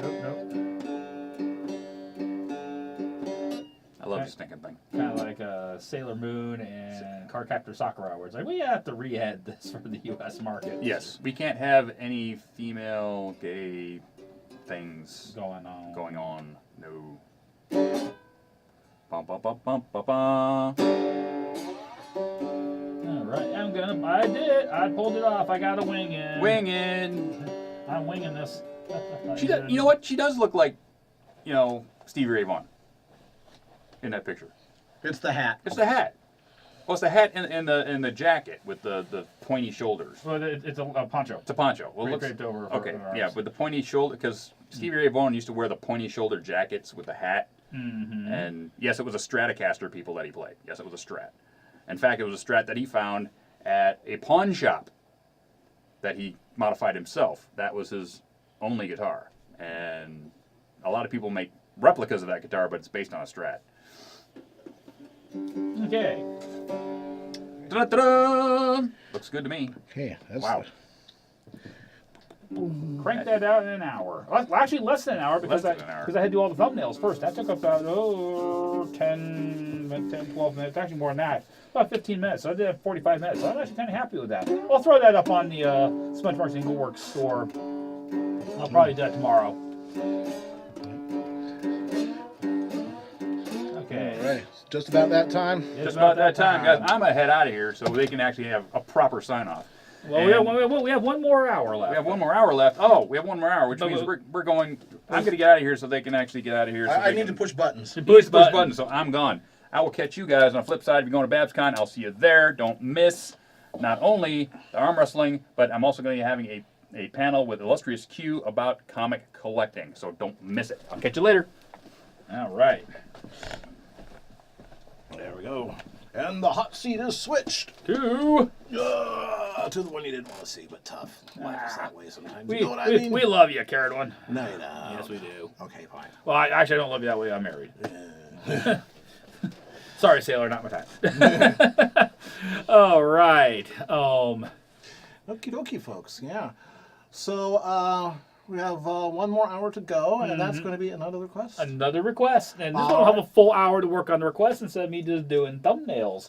So So straight to it. straight to it. So All right. So we will see you folks in 5 minutes. Go be yeah, absolutely. Absolutely. I'm gonna be over let's see if I grab this thing right here, and then I put it on this thing right here. I will be over there while you are over here. So I will see you guys, and Baron will see you guys in 5 minutes. Peachtree has it just right. all right. And welcome back. We're welcome. That's right. And I just say, Grim Monkey, are you new to the stream? If so, welcome. I'm BaronEngel, and this is my co-host, Kieran, and I have a camera right in the middle of my face. You do. Oh, I hate those things when they get in your face. Yeah, I know they're hard to clean off and everything. How about we just go to this one right here and we say, Hey, pop. All right, there, it's gone. And for folks that are in here, there is somebody in the chat. You may see Earth Pony. Earth Pony is the Earth Pony of Earth Pony Creations, also Blazing Beams on Twitter. And Earth Pony does absolutely amazing laser he burns things with lasers. etchings on wood and other materials too. And a couple of years ago, him and I formed a business partnership. He has been putting my Equestria architectural images and some of my other sketches and drawings I've done from Equestria Dreamscape on wood, and he really makes my stuff look just stunning. Yeah, and that's not easy to do, Yeah. particularly on wood. Yeah, Wood is very fussy. but he understands how to make the wood work with the laser, and he gets some really amazing stuff. He's going to be at BabsCon. He's going to have a booth there, and he's going to be really showing off some. Should do weather reports with that many monitors. Well, there's only 4 in the room. Yeah, or we've got a big green screen behind us, and You know that this thing does have the ability to do green screen dynamically. that would be amusing to do. Yeah. I can do the Equestria weather. You know. And here is where Rainbow Dash is going to be tonight, so you had better bring your umbrella. Yes, she's not happy. Back to you, Bob. She didn't get a raise. Ponyville's gonna be soggy tonight Yeah. because she can't pay off her part tab as quickly as she thought so. She'll be working that one off. Yeah. All right. So we are in the last hour, but yeah, I want to say Earth Pony does amazing work. Definitely, if you're at BabsCon, or he has a store online. He does. Yes, take a look at that. Yeah. All right. Baron's, architectural stuff like, Zikora's hut and, say his, Canterlot studies and all that. Oh, looks amazing. This is stuff you can hang in your office. It looks really, really great. So we have less than 1 hour left on the stream. We're going to do one more request. Let's have it. I got an idea what Prow is going to put a vote in for. I don't know what we just may. Yeah, that was quick. that was fast. Okay, so we're looking at Pegasus Sideway? Pegasaitwai. Pegasaitwai. So we're looking at Sideway's a Pegasus? Well, that was from, the third Pony movie, Oh, Friendship Games. Are we talking about her as basically midnight? But it's basically the it's a nerd Twilight. The native Twilight. Yes. Yeah. Okay. Yeah. So I don't know if you saw it. Yeah, the character's basically always in a lab coat with big nerdy glasses, with a little tape in the middle and all that, and she's going to prove that something weird is out there. Well, I've done Sideway. Yeah. Okay. Yeah, exactly. But I guess Pegasaitwai would then be the same character as a pony as opposed to as a hummin. Okay. All right. Okay. If we do Pig Sideway, do you want that as pony or as anthro? In show style or anthro, Prow? Hey, pony shooting a ridiculously oversized sniper rifle shooting down the barrel. The sniper version of the party cannon. Oh, of which I will be doing eventually, getting around pictures of Legend of Everfree Ride. Duh. Yes. I've not followed that series as closely as I followed the main series. Gotcha. I think that means artist taste. Artist taste. Okay. Alrighty. So. Non-anthro. So that would be quaddy. Okay, that'd be quaddy. All right. All right. We're going to. Pravo, this is just for you. Pegasaitwai as a quaddy. Yep. As 4 legs. Walking on 4 legs. Right. Okay. Actually, let's get this out of there too. So I'm going to click on this thing right and here. I'm going to switch to my drawing table glasses so people don't say glasses. Makeup. And while that's going on, I'm going to do this. I'm going to click on this right here, and then I'm going to say thank you to University Art for providing all of this cool stuff for Baron to make fuzzies and ponies and other neat stuff with. High-end framing, high-end art supplies, high-end art instruction. Sacramento and Redwood City and San Jose and the best framing shop in the Bay Area. And that's saying something. So... Thank you guys. Hi, Mike, manager. Yeah. Yeah, My you're lurking. boss. I know it. My former boss. And nothing else. See you later, Rebel. Yep. Thanks for dropping by. Well, also the fact that maybe Sonny, not necessarily, or Rebel, not necessarily talking about Tina and the bunny outfit. They'll also be having fun dyeing eggs. Her and Jackie wrestling in the dye vat. It washes out eventually. Okay, I'm just gonna double check something here. I'm gonna go hop on Google. Get the details of the lab coat, etc. Well, her hairstyle. Now, let's see if I. I think she had it up in a bun, if I remember right. Oh, how nice! Yes, if you type in Sideway. So, Toxic Mario, who always has interesting questions, has one that says, do you remember the very first art piece you ever made? No.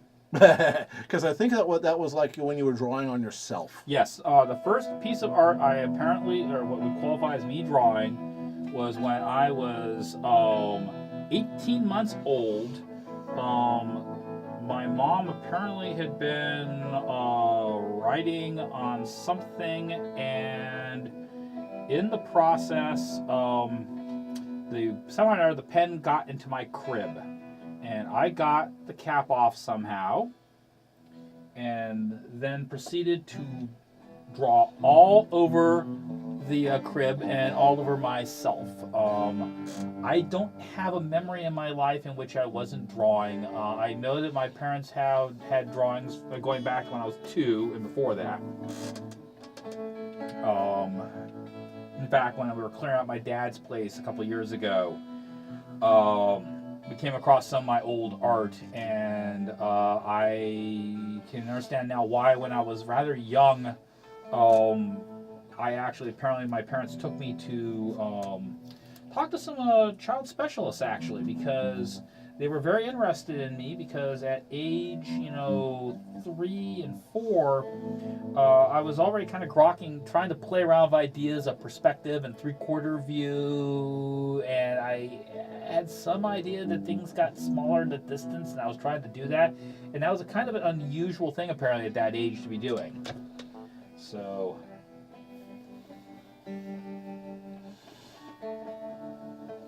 Alright, I think I have an idea what I'm going to be doing here. Alrighty. I think the first piece of art that I remember doing was in kindergarten. And I remember this was in Los Gatos. And You live in Los Gatos? very briefly, I would say when about half of the school year when I was in kindergarten, then we moved up into Gold Country. But I remember being told by a teacher, "Look, it's nap time. You can, because I had drawn a scene of, my house, and there was the tree, and there was the car, and it was raining, and I had the blue crayon, and I was going wham, wham, wham, wham for each of the raindrops, wham, wham, wham." And she said, "Lance, go take your nap," and I remember that because I was a real jerk. Generic, I will still wince. He has... Blackmail material. Yeah, he has blackmail material. And let me tell you, it was interesting seeing some of my my art from like elementary school and everything going, oh, yeah.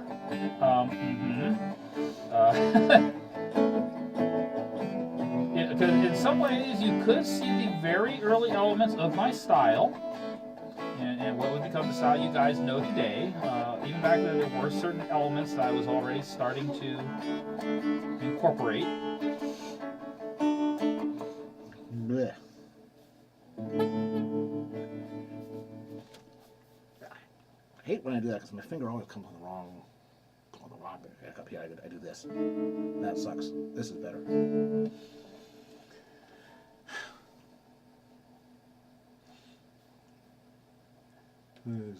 Yeah, one of the things I definitely need to do this year when I go back for BronyCon, Clear Skies, you're gonna have to kick me maybe out of the booth a few times and just tell me you'll go out. I was back there last year and I got a chance to barely touch bases with some people like Toxic. I got a chance to talk to Earthsong 9405 for a short while, and I even got a chance to talk to Denny Vixen, but I never really got a chance to spend time with some of the other artists who I really kind of liked their work. And they were all there, but we were just so busy.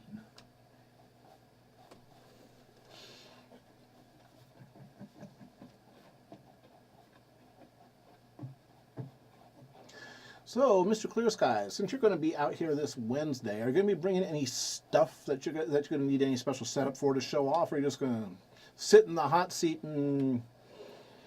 I think we can sit in this hot seat, we can answer questions You about... have to liquor you up, too, yeah. Oh, by the way, if everything goes according to plan, Clear Sky, there will be a bottle of Tullamore Dew in the house.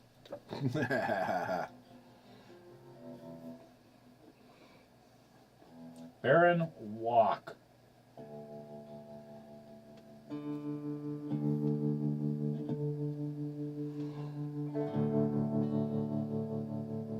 Give me a silly story you did in elementary school or in middle school. The more embarrassing, the better.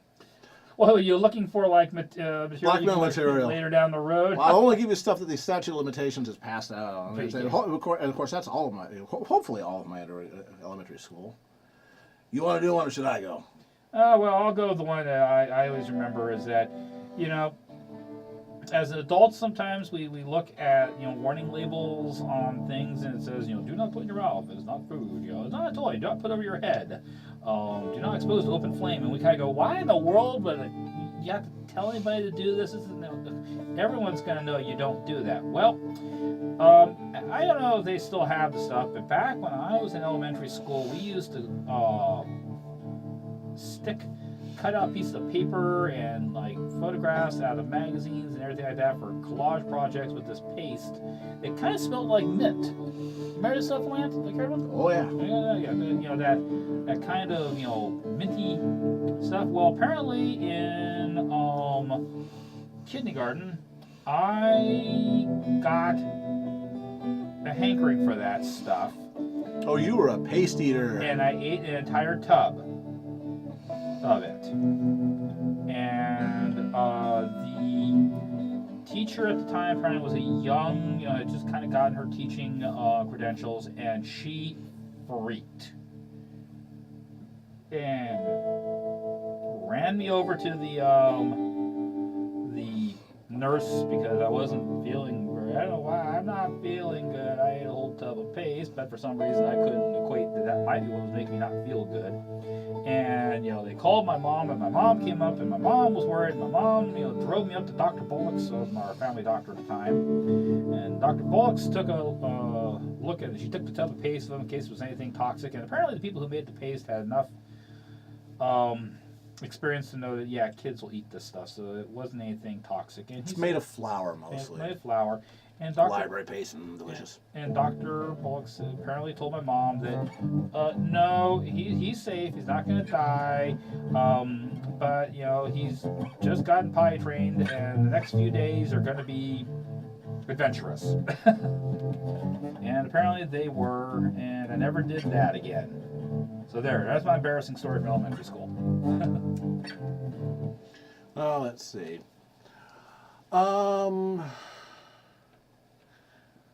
Choices.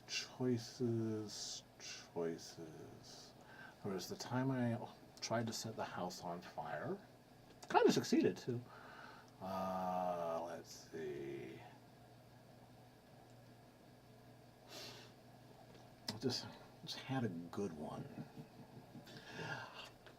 Okay, here's how I almost set the house on fire. It was not at elementary school, but I was in first grade.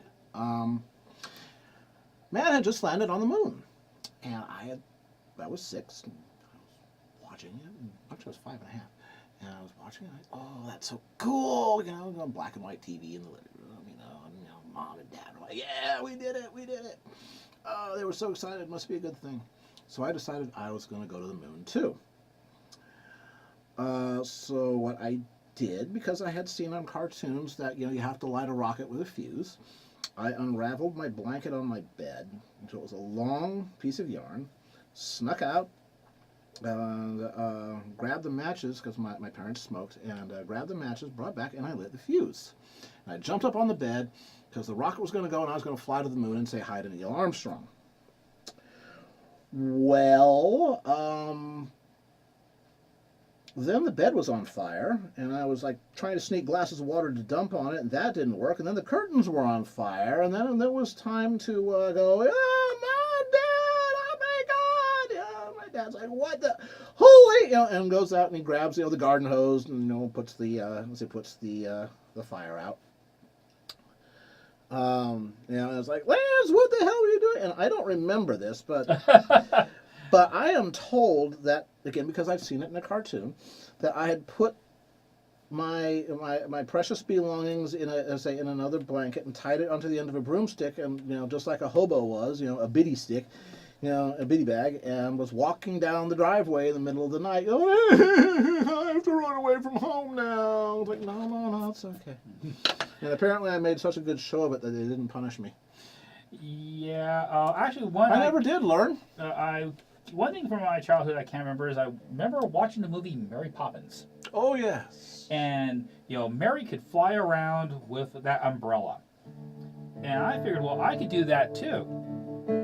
And this was the classic case of taking Mom's umbrella, getting up on the roof of the house because they weren't smart enough to lock up the ladder in some shed that I couldn't get at, climbing up on the roof, and my mom coming out because she told her, "What the hell is this noise I'm hearing on the roof?" right before I jumped. And fortunately, I landed in the oleander bush, which basically blunted all the impact. But yeah, I tried flying with an umbrella, and all I succeeded in doing was damaging my mom's umbrella because, of course, it did the classic jump and then hung for a second, and then went, foop, apparently. Mom said I hung in the air for just a few seconds, and then I plunged from view, and she had this horrifying thought that was the last thing she was ever going to see of her son alive.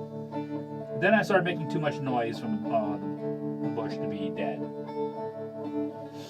And then she was angry with me, because then she knew I wasn't dead, so she could yell at me. The Clear Skies, when you're out here, if you haven't seen it yet, you're going to have to see Dusty's Easy Glider bomber jacket. Yeah. Because he was... Hey, Citra! Hey, Citra, hey! Everybody should watch Citra. Citra's fantastic artist. Yes. Fantastico. And Citra needs to stop streaming it like I am about ready to go to bed, and it's like 11 o'clock at night, and Citra is now streaming. It's like, crap! God damn it! God damn it! God damn it! Yeah. Now, Dusty has this awesome Easy Glider cosplay, and he had been talking about it, so I went and ordered a real U.S. Air Force bomber jacket. Me too, wasn't it? Real leather, the whole bit, real. And he put on, he had the most awesome, giant patch on the back, with a beautiful piece of artwork of Twilight as Easy Glider, and had all the insignia made up. He had Silver Slinger make all of the badges and, and medals. Sweet. Oh, it looks great. Yeah. Yeah. So. Hey, Lyric! Glad you dropped by.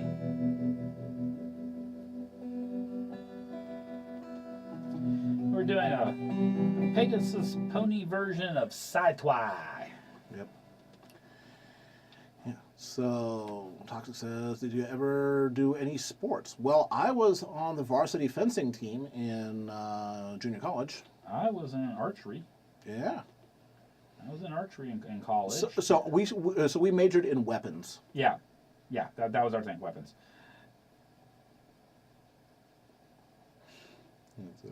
Come in low clear, avoid the radar. Yeah. Yeah. When, I do a little bit of flying myself, just little Cessna 172s. And there is if you're going to go up and down the Pacific coast, there's a section by Monterey where you are out of radar contact. And they say we'll be looking for you in about 10 minutes. If you don't call in about 20, we're going to send out a search. Because that was where, well, actually not exactly. He was over Monterey Bay. It was where John Denver fell down, but he fell down because he was stupid. Yeah. Yeah, it is amazing how actually rarely it is mechanical failure and how often it comes down to pilot error. Well, in this case, it's so many. A whole raft of things. Well, it was in a very unusual plane. It was a Rutan Vera Ease, which is a Canard single-seater. It's powered by a snowmobile engine. Mm-hmm. It's a pusher. The thing's barely big enough to wedge yourself into. So it was an unusual plane. He had just bought it. He was not very familiar with it. He did not. The ultimate problem was he ran out of gas, and he couldn't glide back to the coast. So he didn't check his fuel tanks. He was not familiar with the switch to go from the left fuel tank to the right fuel tank, which on the Vera Ease is up and over the shoulder. They found like marijuana in his system. Do not fly stoned. Do not fly drunk. You don't have any margin for you. And the other thing is that if you're in a single-engine aircraft, you are not supposed to fly farther over water than you can glide back to shore. So again, unfamiliar with the aircraft, did not do his pre-flight, flying under the influence, flew too far out. Again, he basically did everything he possibly could to die, and he did. Well, so I'll give him some success points on that. Well, it's your observation. There's almost no problem in flying that can't become lethal. Yeah. Do we know where Jimmy Hoffa is? Well, isn't he under the isn't he under the goalpost? Yeah. No. Every time I have to go in for my old men get special photographs, event every couple of years, I ask them if they can find Jimmy Hoffa. Yeah, they haven't found him yet. Yeah. Yeah. That Foxfire has it right. A normal location for the yeah, because all the Very E's are kit built there, and so this one was an individual. So, but yeah, he did not familiarize himself with the plane, so screw him. Yeah. And it's kind of like a new motorcycle, or a new car for that matter. Actually, for the first few months, you have lots of old muscle memory from your old vehicle, and that can get you in a heap of trouble. When I got my new Kia Soul for about the first couple of weeks, I deliberately went out and drove the vehicle a lot. To say, okay, let's stop forgetting all those things that we knew about the Hyundai, and now we're driving a Kia.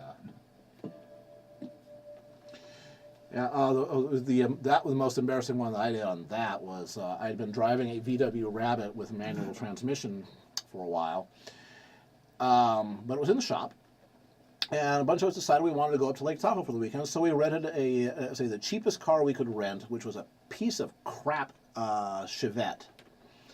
Chevy Chevettes. Yes, and it had a automatic transmission, with the shifter down on the floor. And at the time, usually it was up on the column, 3 on the tree. And I was driving along, and we were going up the hill, and it was a Chevette, which meant it had no power. So I said, okay, I need to downshift because that was at the back of the brain. So I reached down, grabbed the automatic transmission, pulled it back, which was into reverse. So we were doing about 65 miles an hour, and I forced it into reverse. And the car went ka-pow, and then the engine stopped. I'm like, oh crap! Yeah. So pull over the side of the road. They looking for transmission fluid. No, okay, fine. It turns out the car was fine. But that was dumb. Yeah. I still love your story about the parking brake and the inverted Rabbit. Oh, yes. Now, this Rabbit, I called it the Vorpal Bunny. Because when I first bought it, I bought it for $800. There was oil in the coolant, which indicates a blown head gasket. The seals on the McPherson strut cartridges, the suspension, shocks, had sprayed the oil all over the inside of the front wheel well, so it was riding just on springs. It made rattle banging noises every time you revved it above 4,000 RPM. It was a piece of crap. But I knew how to work on Rabbits. So I got the thing home. And at the time, as I was living at home, in order to afford to go to college, my first couple of years at college, as I lived at home with my mom. And she came home, and she found me at the kitchen table with my cylinder head, disassembled on the kitchen table. Lance, what the hell is this? And so that's the cylinder head of my new car. She said, get it off my table. I said, well, then help me clean valves. And so she sat down with a wire brush and started cleaning valves. I did not need to tell her how. My mom was awesome. So we proceeded to clean everything in sight. Again, there had been a blown head gasket, and it had dumped coolant into the cylinders and oil into the coolant. So there was all this residue on the crowns of the pistons and all over the inside. Yeah, it was terrible. So I go to reassemble it, and I started noticing strange things. The first thing I noticed was that the inside of the cylinder head was all shiny. But on the Rabbit, that's a sand cast part. Somebody had done a port and polish balance and blueprint job, which basically means machining the inside of your air intakes to make them all shiny and have larger diameter intakes so everything flows more freely. It's just so it can breathe better. Well, that usually adds quite a few horsepower. Then I noticed that the camshaft. It was an Audi engine in the Rabbit. I mean, it started life as the engine for the Audi Fox, and so there should be the 4 rings of the Audi logo on the end of the crankshaft or of the camshaft. They weren't there. It was an aftermarket camshaft. Okay, somebody had built this thing up and then let it go to hell. So I started investigating and said, oh well, did they bore it out? Yeah, they did. They enlarged it from 1.6 liters to 1.75. There was a whole bunch of parts from the Rabbit GTI on it. So I put it back together, fired it up, started the first time, yay me. And then you drive it really gently for a couple hundred miles. Then you tighten down the cylinder head bolts again because you want to make sure that it seats properly. And then I realized that rabbit could go like hell. Took it down to Butte College, the local community college. They had a dyno there, which measures horsepower. You know, you basically park your car on a couple of great big, 1-ton steel cylinders and step on it, and they spin, and they see how fast you can make it spin up. I was getting 160 horsepower at the wheels, which means about 180 horsepower in the engine. That was Back then, that was good horsepower. oh, in a 2,000-pound car, it would still be quicker than hell. Mm-hmm. It would be about as fast as my Mustang, and yeah, it was a special little car. So I put some nice suspension parts on it, and a whole bit. We used to go out womping around in the hills in the middle of the night. Put a lot of miles on that car. Well, it all came to an end when I was dodging the deer, and then the deer that had been successfully dodged at the last minute dodged back in front of me. And I swerved, and I ended up going down into the gulch and put it on its roof. And the car was upside down, and I was upside down, and Doug was upside down. Doug was my co-pilot. And the engine's sitting there going, blah, blah, blah, blah, blah, blah, blah, blah, blah. Yep, fuel injected. It's going to keep running when it's upside down. You okay, Doug? Yeah. You okay, Lance? Yeah. Sigh. Turn off the lights. Turn off the motor. Set the parking brake. It's amazing what you do in times of stress. You go fall back on reflex. You fight as you train. Mm-hmm. So we crawled out, and to add insult to injury, the car had landed on its roof in a bunch of thorn bushes, so we got all scraped up. Walked a mile to the nearest payphone, which was at Centerville Cemetery. And this is like midnight here, so midnight in the cemetery. We come walking back. There's red and blue lights all over the place. Somebody had seen the car upside down, and given that the roof had sort of settled into a little hollow, it looked like the roof had been crushed. So nobody had wanted to go down and see the jelly. It's like, that's our car. We're okay. Nobody's hurt. So that was the end of the Vorpal Bunny. Yeah. I remember my graduating year in high school. And before we moved up to the Bay Area, I lived in Los Angeles, Whittier, California. And my dad was going to be quitting his job because we were moving up to the Bay Area. But he had one last out-of-town trip. And I had my learner's permit at that time, which meant I had to have an adult with me, someone over 18. And I really wasn't supposed to drive at night, but I could do it once again if I had an adult. And my dad could put 2 and 2 together. He figured out what was going to happen because, it was just me at home. And so I drove him to the airport, and I had my friend with me, so I had an adult with me on the way back. And my dad got out of the car, and we pulled out the suitcases and everything. He says, okay, I'm going to be back on this date, pick me up at the airport. And he made the observation of make sure you put some gas in the car and leave some tread on the tires. Did you do either? I did. Oh, okay. I did. I was a good son. But both Kevin and I just recently graduated from high school, said, you're gonna be leaving, moving up the Bay Area. I'm not gonna see you again. We need to go out. We need to do something amazing to celebrate this last summer. And so we decided that we were gonna go up to the 210 freeway, and then go up to around Arcadia, then come back down the 210 freeway, then get on the 605 freeway. And we were going to go through it about 3 o'clock in the morning. We were going to see how fast we could get that 1974 Ford Gran Torino going on the 605 through Irwindale. This was about the straightest kind of stretch of road we could think. Of course, it's a 1970s car, so it has wonderful wallowing suspension and everything. And I got that thing up to 120 miles per hour. Big old 351 Cleveland, bombing along, and 1970s suspension and steering, which means you had this kind of tenuous connection to the highway. You had some idea what the vehicle was doing, and that was about it. And we went bombing through SoCal, and Kevin had turned on a local rock station down there. I can't remember which one.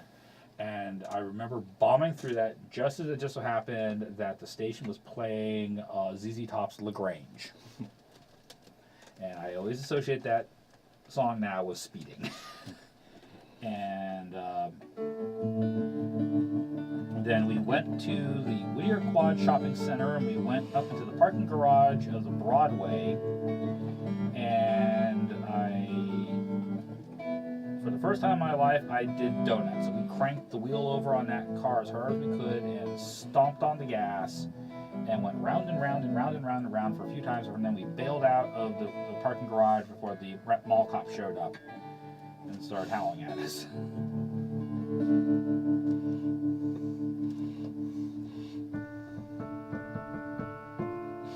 Night, Sullivan. Yep. I can't drive 55. Mm-hmm. Yeah. We even had an encounter down there in the early 80s when we were out on the 405 on a Saturday night / Sunday morning, and we actually had an encounter with a bonsai runner. We were bombing along, and Kevin at the time had a 67 Pontiac Firebird, and I was in the passenger seat, and we had the windows rolled down because there was no air conditioning, and it was summertime, so even at night in the basin it could get pretty warm.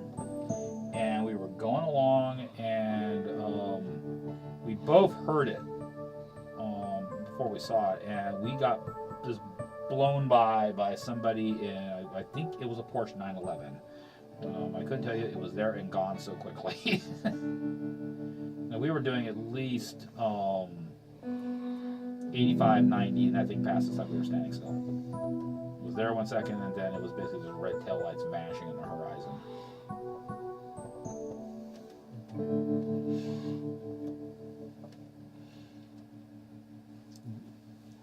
Yeah, let's see. My Mustang is speed governed to 155. It's not the Shelby. I mean, they don't make Shelbys and convertibles, you know.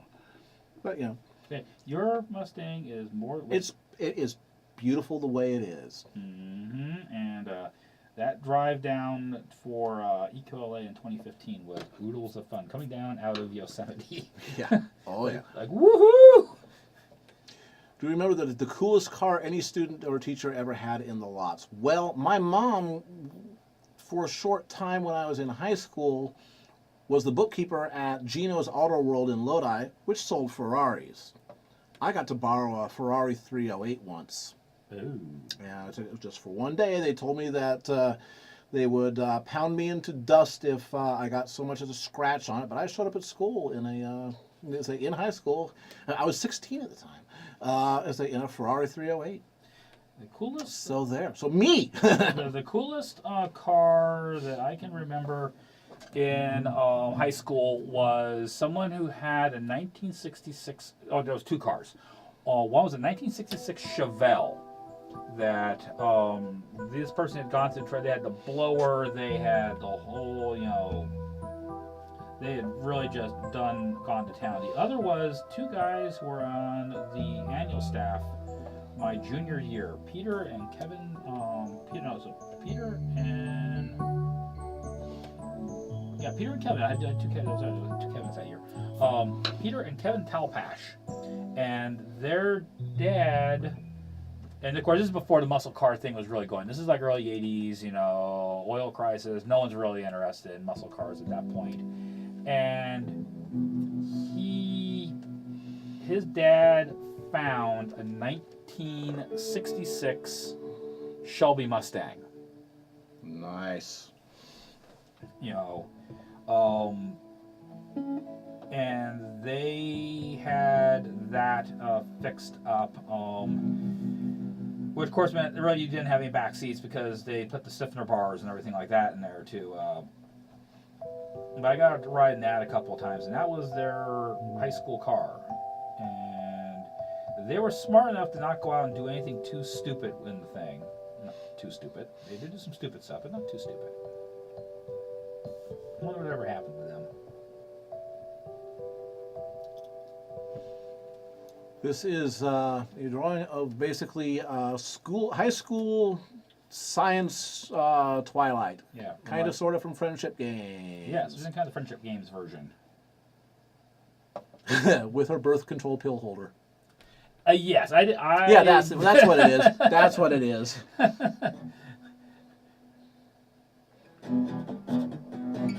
Friendship is protection.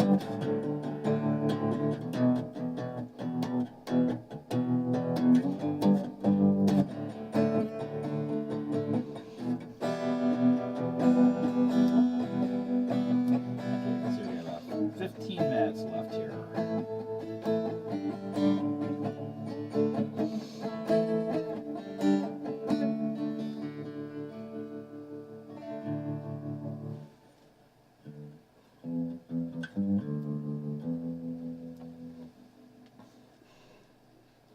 Yeah, so besides, ponies, whether they're anthro or not, look good in fuku. Yes.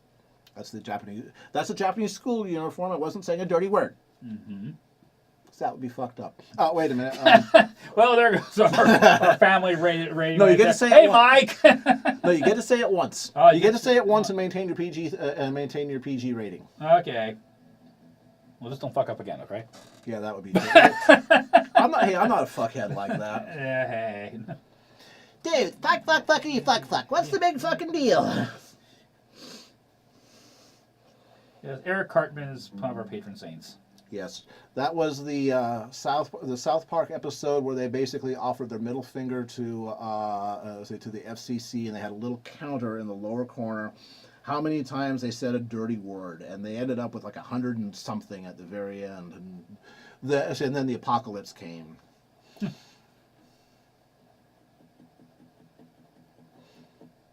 Yes, fastest car I ever rode was a Holden V8 supercar. That's an Australian car, isn't it? Yeah, it Yeah. is. Who said that? That was Veteran. Okay. That's the Popo. Yeah. I'm Australian.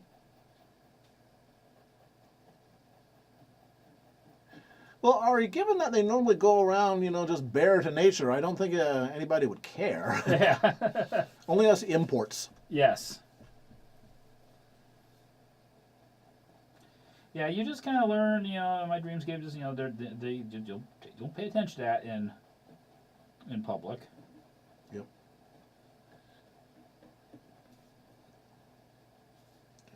These are not the times when they're sending the signal. Yep. This EBS sports presentation of the Friendship Games is presented by the National Friendship League, Hayathon, and Intel.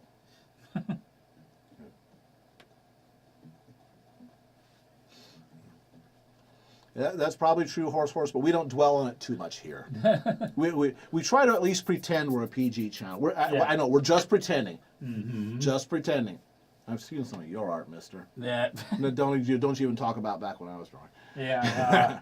But yeah. we're faking it. Yeah, we're faking it. I mean, in my dreamscape, yes, you can see stuff. Do I draw it in the art? No, because if I did, I wouldn't be able to post almost any group on DeviantArt. And I would probably be actually, potentially some of the terms of service or something. So that is just, we all have imaginations. We can fill in the blanks. Yep.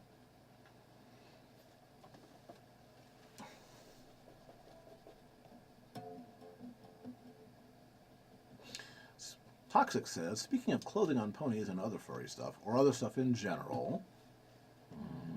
Okay. Yes. Give us another sentence, because we're speaking of clothing.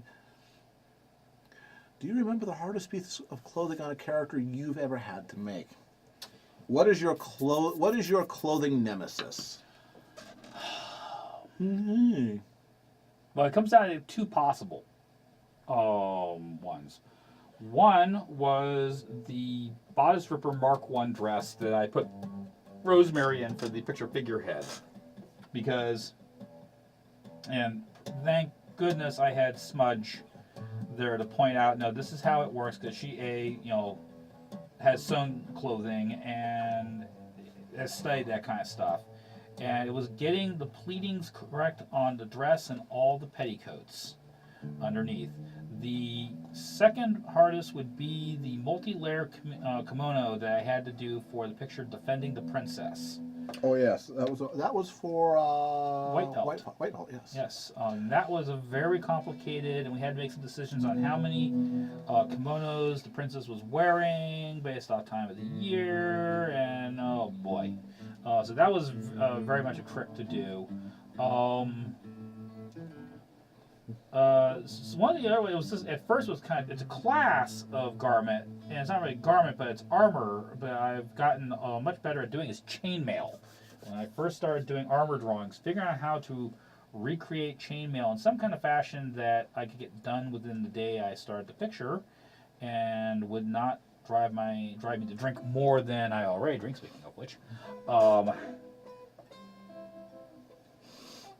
Denied.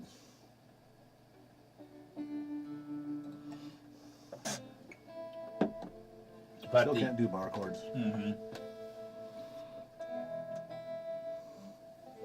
But yeah, it was a trick. Now I've gotten a habit where I can actually do chainmail pretty fast when I need to. I mean, you can make correctly go down the sleeves, everything. It's kind of really neat. And if you want to learn how to draw good chainmail, there's one artist I would recommend you study. Unfortunately, he's no longer with us, but Angus McBride.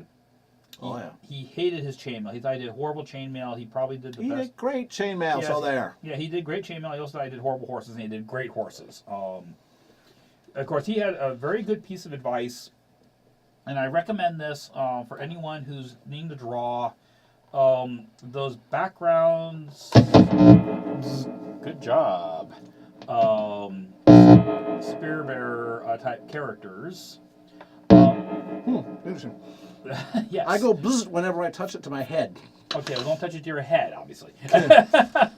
So good night, veteran. You have a good evening.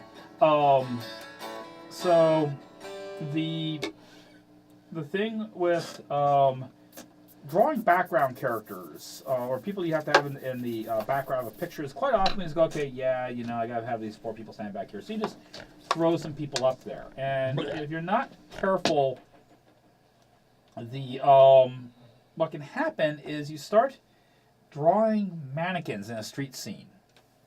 And so one of the things I will do is I will, you know, even if it's just, you know, that's Ted, Phil, and Joe, I'll give all the characters in my picture a name. Because the moment I start thinking of them as individuals, I try to start imparting some personality or character to them. Yeah, they start doing something. Yeah. They're here for a reason. They're here to get something done. Right. What are they doing? Angus, for all of his military illustrations, he always gave the people names, apparently, and the horses he put in his pictures. He always gave the horses names. It might have been Buttercup or something like that, but every horse had a name. And the moment he did that, he stopped thinking of them as just props and started thinking of them as individuals, and he would impart more life into them. So just a little bit of advice, if you find yourself going, oh man, all my people in my background look awfully stacked and everything, give them all names. And start thinking of them as people. And the moment you start thinking of them as people, then you might find yourself loosening up and, you know, giving them a Good night, veteran. little more life to it. Just an idea. It might work for you. Yeah, we stopped doing the nasty things with the guitar. Yeah, we're being nice Yes. this time. We want you to come back. I suffered for my art. Now it's your turn. Okay, let's see if I can get Twi's tail shade in here, and just about time to wrap things up for the night at that point. Yeah. Actually, that was a Ibanez. I think it was an Art Core. I think that's an Art Core 93. Either an Art Core 70. I have an Art Core 75 and an Art Core 93. I forget which is which, as far as what the model numbers are.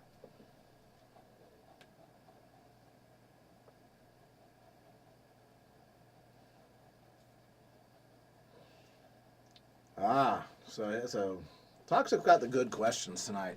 Okay, Baron, what is your Achilles heel still with clothing when it comes to MLP stuff? Stuff that you just can't adapt now, anthro or normal.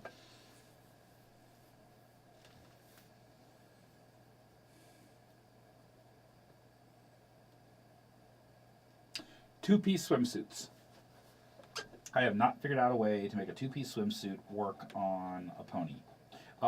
in actual show style. Now, if they're anthro, yeah. We have some evidence that you do okay with that. Okay, but if they're show style, I have not been able to. Is he still in the stream? Who are you looking for? Sunny. Is Sunny with us still? Let's see.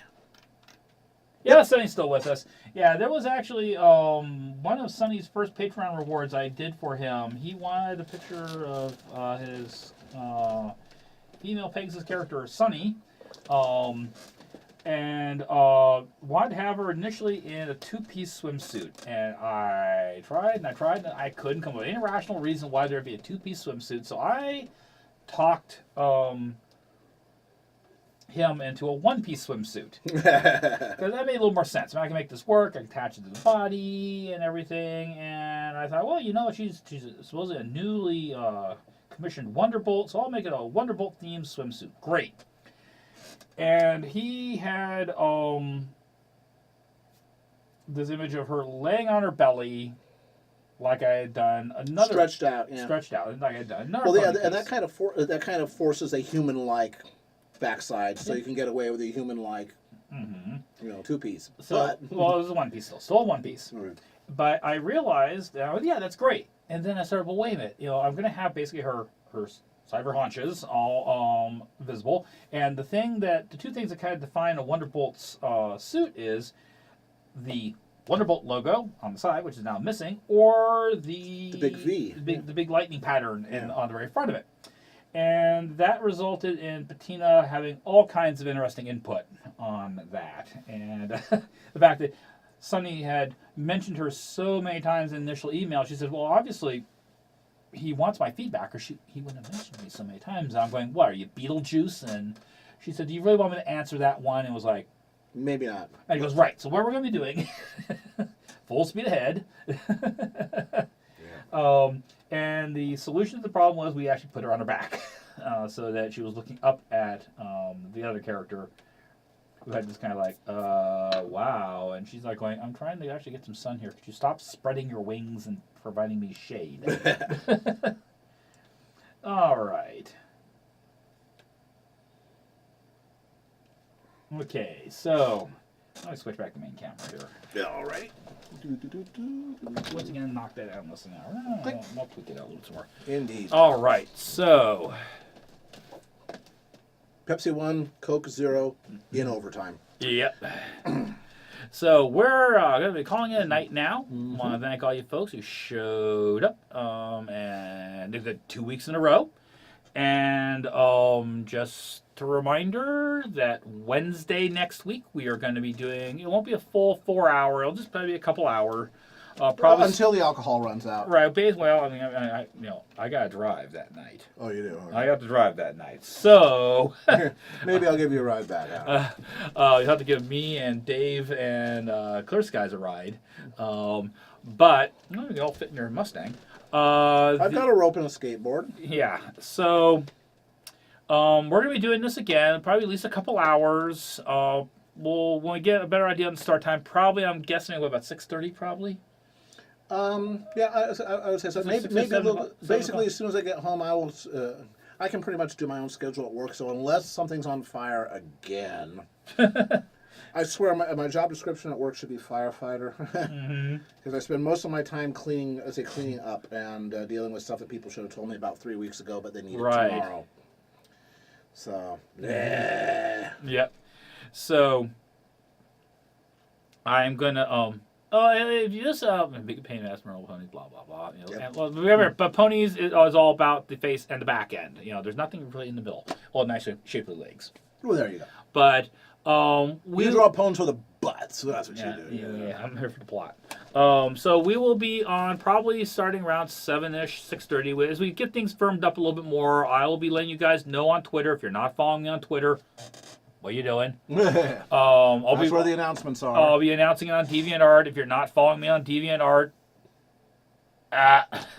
what's going on? That's where all the stuff is. That's all the stuff is. That or Patreon, and I have to take this moment to thank all my patrons. I've got some new ones now in the stream tonight. Patreon. Yes, you guys, you folks, maybe you're new here. This is what I do for a living. I don't have a day job. I don't go punch a clock and work in an office anymore or work No, in a you, store. you punch a clock and you sit down in front of a webcam is what you do. Right. This This is his job. yeah, this is my job. Doing this and creating art. That's my living now.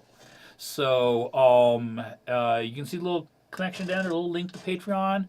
For as little as $1 a month, 3 1/3 cents a day, it has an impact. You might think, hey, Buck, what's Buck gonna do for you? Well, if everybody on DeviantArt gave me $1, I would have A lot of bucks. 4.5K plus. There's strength in numbers, folks. That's how one of the great strengths of Patreon, how it actually helps so many people. And there's a lot of folks that are getting that chance to actually really live their dream because of support like that. Viewers like you. Yeah, it sounds like public television. If you can't do that, but you say, hey, I really enjoyed this tonight. I had a blast. This was wonderful. Well, if you look also down there in the corner, you'll see a big thing that says stream tip. Yeah, throw $1 or so in there. Yep, I think a minimum $2. Minimum $2. I think that's the minimum they did. $2. And you say, hey, I liked some of the stuff you were working on. I loved the Scootaloo, I'd buy that for $1. Man, Yeah. no name. That will probably be going up on the Smudge Marks and Ingleworks eShop. If not today, then on Sunday or Monday. So keep an eye out. Yep. And just to clarify, it's a special show this Wednesday. It's going to be about 6:30 or so. With Clear Skies is coming out to the For BabsCon? For BabsCon, and we're going to stuff him in this chair right Right here. here? We're going to talk about Roan and draw Roan stuff. And Yeah, so if you've had any Yep. questions about Roan, how to play the game, background, ideas on how to create characters, ideas on how the world was created, this coming can ask Wednesday, that guy right there. this coming Wednesday, Right there. There he is. that's going to be your night to There get he is, straight. there he is. Even more so than going to the panel at BabsCon, because we're going to have about 1 hour at BabsCon to basically run through the entire game. We're going to have much more time on Wednesday night to talk about if you've played the game, if you already own the game, great. If you have any questions about how, am I playing the game correctly? Clear Skies already jumped on that one. If you had any questions about how do I play this rule, how's this class work? Wednesday night, that's going to be your chance to get the answer straight from us. Either that, or if you're at BabsCon, see us in the game room. Yep. He's going to be doing demonstration games. Have pickup games. People come and hop in and grab a character, and we're going to run some little quick scenarios and help you guys, get your familiarity with Roan. So it's going to be about 6:30 p.m. Pacific.